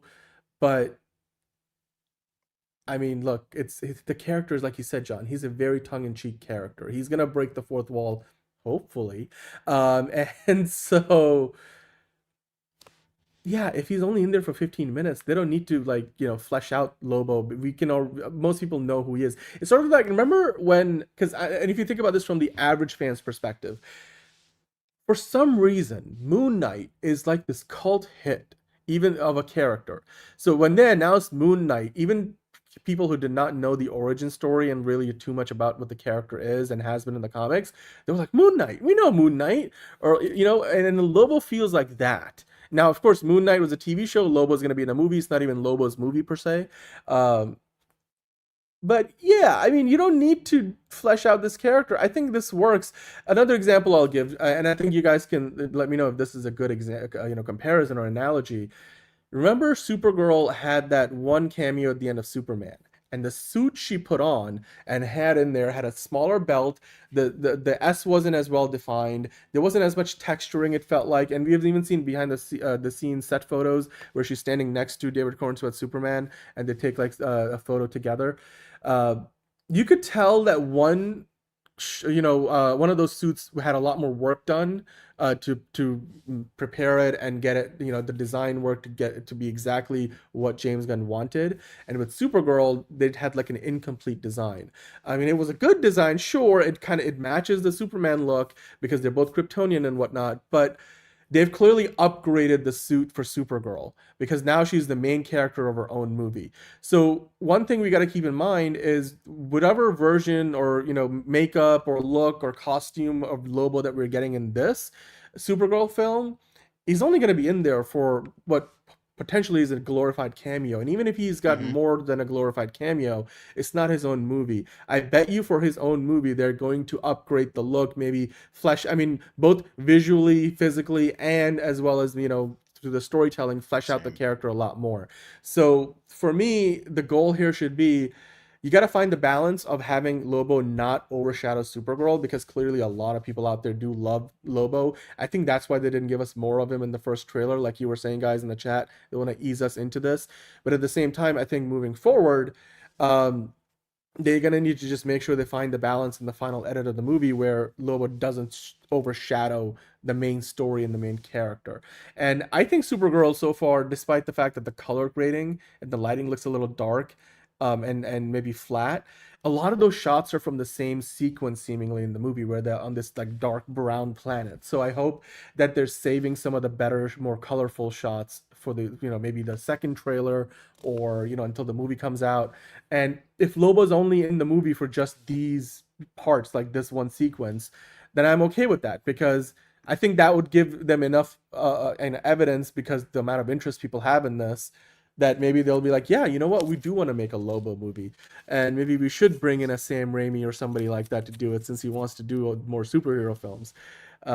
So yeah, I don't know, John. I feel like people are blowing this out of proportion a little bit, because no matter how good or bad the design is here, like the Shazam movie that, like, Adam's pointing out, the second Shazam movie, the suit was different than the first one. Even the Superman suit in the DCEU changed from Man of Steel into Batman v Superman. So and then Supergirl's suit looks different from what it did in Superman. So if Lobo were to show up in a bigger capacity in a different project, whether it's a movie or TV show, I think they will probably upgrade his look a little bit too. So yeah. I don't know. Do we get another trailer for the Super Bowl? Asking Diane. Or is it? By the way, I think I'm reading your name wrong. It's DeAndre Mosley, isn't it? Because I was just reading it in pieces. So, thank you for the question, DeAndre. But I would imagine James Gunn is not going to put out another trailer at Super Bowl, because DC is just not looking to spend a ton of money right now. And I think last year each of those trailers cost like, what was it, like $8 million? Like a 30-second ad spot was like $8 million. So I just don't think they're going to throw that kind of money at it. And especially because Marvel is going to have not only the Doomsday trailer, but also probably the Spider-Man trailer. So James Gunn just so far has not shown a propensity to spend that kind of money. Although I think they need it more here than they did for Superman. If I was a betting man right now, I would just say no. Chances of that happening are probably very low. But let's keep yeah, exactly, MTG, they're cheap. John, we do have these promo posters. They put out, I think, 2 different ones. Now you got now that we know what Lobo looks like, and it's not just like in a blur of smoke for 2 frames in the main trailer. They're putting out promo posters with Lobo, and you got much better look at the entirety of his costume, even more than what we see in the footage. You see his main weapon there, which we saw a glimpse of at the CCXP Comic-Con in Brazil. And you see the whole "bite me" fanboy. You see the meta nature of the character. Your thoughts on these 2 promo posters? Is this obviously it's in line with the marketing? I think it's looking great. Is it better than the Supergirl promo posters we've gotten so far? Not the main one, but remember there's others like this with Crypto. Yeah, I thought the Crypto one was fun. Yeah. But yeah, I think these are looking good. Yep. By the way, do you think that he's gonna be in more than, let's say, 10-15 minutes of the film? I don't think so. I think they're probably gonna hype him up for the people not excited for a Supergirl movie, and they're like, "Hey, Lobo," and then they're gonna be like, "Yeah, what? He only appeared in 15 minutes." He's like, "Well, you still pay to see the movie. Get fucked," and then like run away with the money. So I don't expect him to be more than 15, maybe 20 minutes. But yeah, I think I'll just say, like, then they're gonna greenlight a Lobo movie, and it's gonna be amazing. So yeah. Yep. If they were to do a Lobo movie, do you have any ideas for like where that movie could go? Like, what would Lobo be doing in the film? I'd want that to be, if I were to think of anything, I'd want that to be like Deadpool meets Mad Max Fury Road. Like, that's the vibe I want for a Lobo movie. If that is the inspiration, that would be amazing. That could be absolutely peak. Like get George Miller to direct it. Unlikely, but a man can dream. I think did Guy we do a Ritchie George could do a Miller good job. I think fan Michael cast? Bay could do it. Just get a writer who understands satire, and then like have Michael Bay play it straight, and then like it like kind of actually works.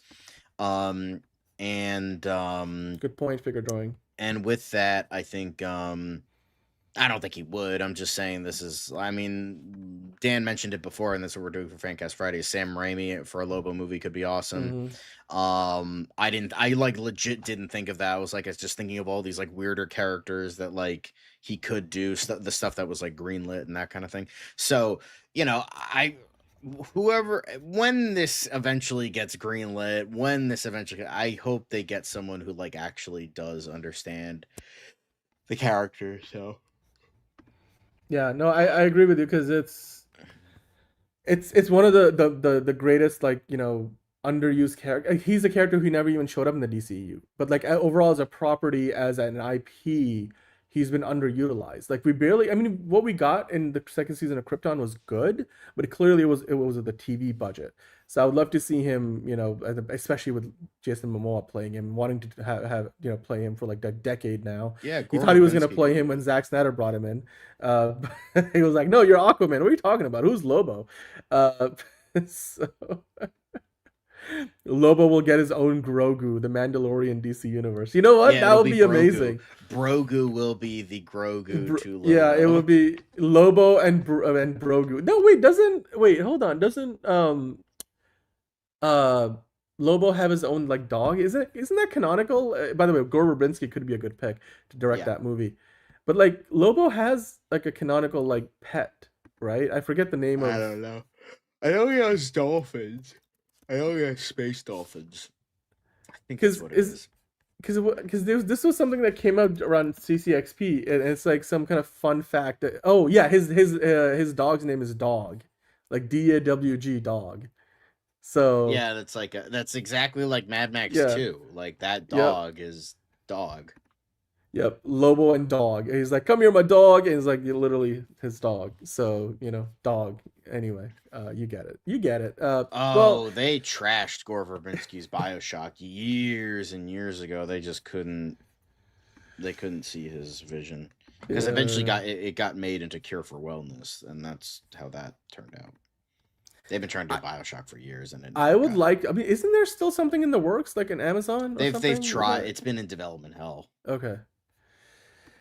Maybe Crypto gets lost in the bounty for Lobo to get him back to Earth, but Metallo has alternate plans. No, Crypto's not gonna.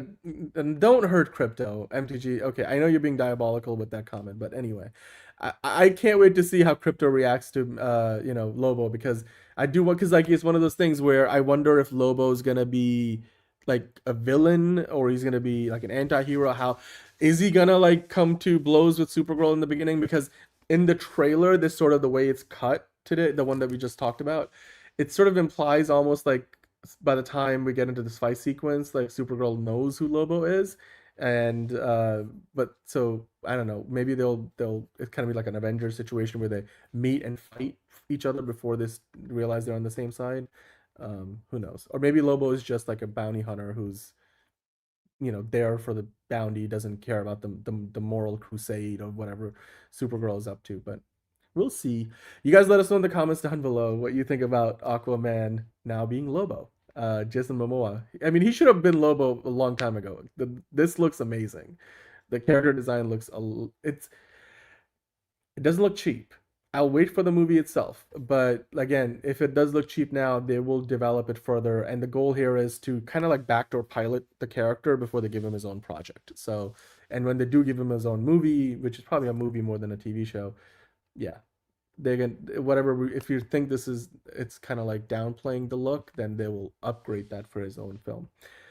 Anyway, John, I think that's all we got. Let us know in the comments down below what you guys thought about all the news. We did a long show today. Let us know what you want to see from Lobo, and maybe when you want to see the next trailer for Supergirl. This was technically a teaser / trailer, so we might be waiting a little while before we get anything more from Supergirl, because it doesn't come out till June. So yeah, with that said, we're not done yet.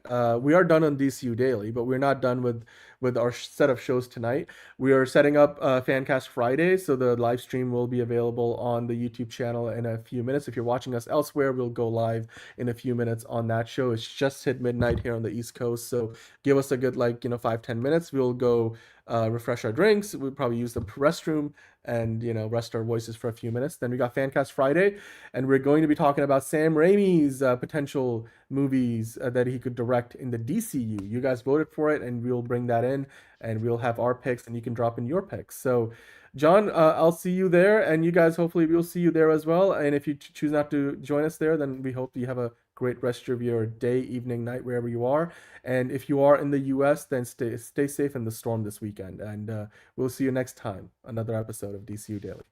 It's another project that's been blessed from the beginning. There's the shot right there. That. Okay, we don't need to see right there. Hey, buddy. Eyes up here. Now you want to get nuts? Let's get nuts. Here we go. Victory mine. Ask me how am I doing? I'm telling you, really, I'm doing sublime. I never wait in the stewardess line. I just go do it. I'm moving my time. Really had nothing to do with it. How am I moving? I'm moving like you want to shine. Follow my lead. Don't listen to lies. I had to put me all on the line. That's why I know that victory's mine. I prefer Jared Leto. Hunka hunka!